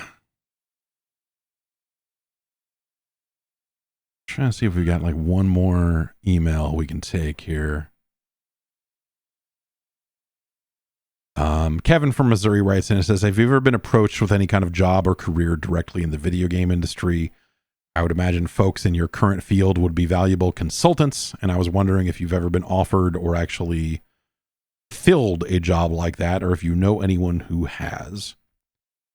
I have, let's say, around 3 times I have entertained the idea of, and by entertained, I mean like I've talked to someone about it, and, and they were like, oh, maybe you could do this. And I'm like, eh. I've had a few things come along over the years that are interesting. There were interesting positions. It would be, some of them similar to things that I did in the past in terms of like talking about games or whatever, but like none of them were PR or anything like that. It was something a little meatier than that. But no, nothing that I've, nothing that I really seriously entertained, I guess I would say. As far as consulting, there are plenty of people that have worked in, and there are still some people out there that write reviews for games that are still doing consulting gigs here and there. I have never done any consulting. I'm not necessarily opposed to it. It's just not something I'm like seeking out or anything to that degree. But it's not, I don't know. Like the consultant thing, I've talked to plenty of people who have done consulting over the years, or people that have gone into just like working in the portfolio portion of at a console maker, working looking at that sort of stuff. Like, I know plenty of people that I worked with over the years that are in like product eval and stuff like that, or, you know, they're like looking at games as they're coming in, or they're helping to assess like what, you know, what do we want to go after? Are there games that we want to do deals with to get exclusive content with them in the you know, as part of our portfolio management or whatever? Like there's stuff like that over the years, but yeah, I don't know. No voice acting stuff or anything. I guess I would not necessarily be opposed to something like that, just because I think it would be interesting to try it out and talk about it. Not necessarily because I'm looking for a career change or anything insane like that. It's more just like, oh, that might be fun. I don't know. Like, maybe that would be interesting. And, you know, I think as long as, you know, everyone was appropriately transparent about it or whatever, then I do think that, you know, there's a way to do something like that. But yeah, I don't know, man. It's yes, I guess the answer is yes. I've had a couple of conversations with people. They're like, oh, you know, hey, would you ever think about coming over here? And I'm like, I don't know. What are we talking about? And so, you know, I've taken a couple of meetings over the years to that extent, but never on anything that I decided to go on, to go and do. You know what I mean? But yeah, I've known plenty of people that have done consulting, or a lot of people that went on to become producers and a lot of stuff like that over the years, for sure. And yeah, people that have done consulting and all of that as well. So yeah, I don't know. There's definitely a lot of stuff out there, job description wise, that I think people in this line of work have gone to do. But yeah, no, I have not bitten on anything like that. I interviewed with Blizzard at one point. Interviewed is a weird thing. I talked to a recruiter at Blizzard. Because they came to me and they said, "Hey, we're looking for someone. We're looking for someone to like run the editorial division. It's basically like, you know, hey, you know, we want to produce content about our games. And, you know, is this something you'd be interested in doing? Is this something, you know?" And this was a while ago. And I was like, I don't know. Like, you know, so I decided, I was like, you know what? I'm not going to just turn this down. Like, this doesn't sound like something that I necessarily would want to do, but I should have the conversation. I should at least hear what this sounds like. This is, I'm going to say this is probably about 10 years ago now. And I had like 2 or 3 conversations with this recruiter and, you know, talking about it. And I was like, you know, yeah, this sounds doable. This sounds like something I could absolutely do. It was a weird situation where there were people who were already working for the company in that capacity. And I was like, well, what's going to happen to them? And I was like, I wasn't sure if like some of those folks were going to get laid off and they were starting a new team, or if this was something on top of what they were like. Am I going to be taking on those people? Or are they going to be reporting to me? Because it was a weird situation where there was a couple of people that reported to me at GameSpot years ago were there then. I was like, well, weird. That'd be kind of fun. I don't know. But yeah, I don't know. They hadn't figured out some of that stuff. And ultimately, like I thought about it for a while and I was like, I don't know, it might be fun to move and I don't know, go live in Irvine or whatever and do this sort of stuff. Maybe it's time. And I thought about it for a while and I was like, yeah, maybe it's time, but like, I don't like Blizzard's games. And so like, I had a conversation, you know, like we were supposed to have another call and I talked to the recruiter and I was just like, you know what, this sounds really interesting. Thanks for your time. But like, ultimately I don't think I have like nearly enough of the like passion for Blizzard's games to do this here. Right. It was like, do I have like you know, imagining a world where I had to go and produce a bunch of Overwatch content. I'm just like, and now this was before Overwatch, but but yeah, the I think a lot of it was just like I don't think that would be a rewarding, like I don't think I would enjoy that. I don't think that would be a job that I would find super rewarding, because I would spend all my time talking about these games and looking for constant angles about these games, and at the end of the day, I'm just not that into this batch of games that you have out right now, whatever they were, I guess, at that point. And so yeah, it didn't make sense. But it was interesting, like you see that and you go like, oh yeah, there's like a road not taken to this stuff, but like, I feel pretty okay about that. I feel like the last couple of things that I've been like loosely, well, there was one that was very formal. There was a very, very formal offer letter type situation that I ended up not doing a few years ago.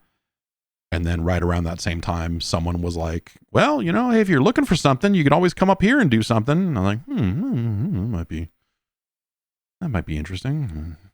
Extraction shooter. And in both cases, the place either completely shut down or experienced a wide range of layoffs. So there's an aspect of it that I was like, yeah, probably dodged some bullets along the way on some of this stuff, huh? But yeah, I don't know, man.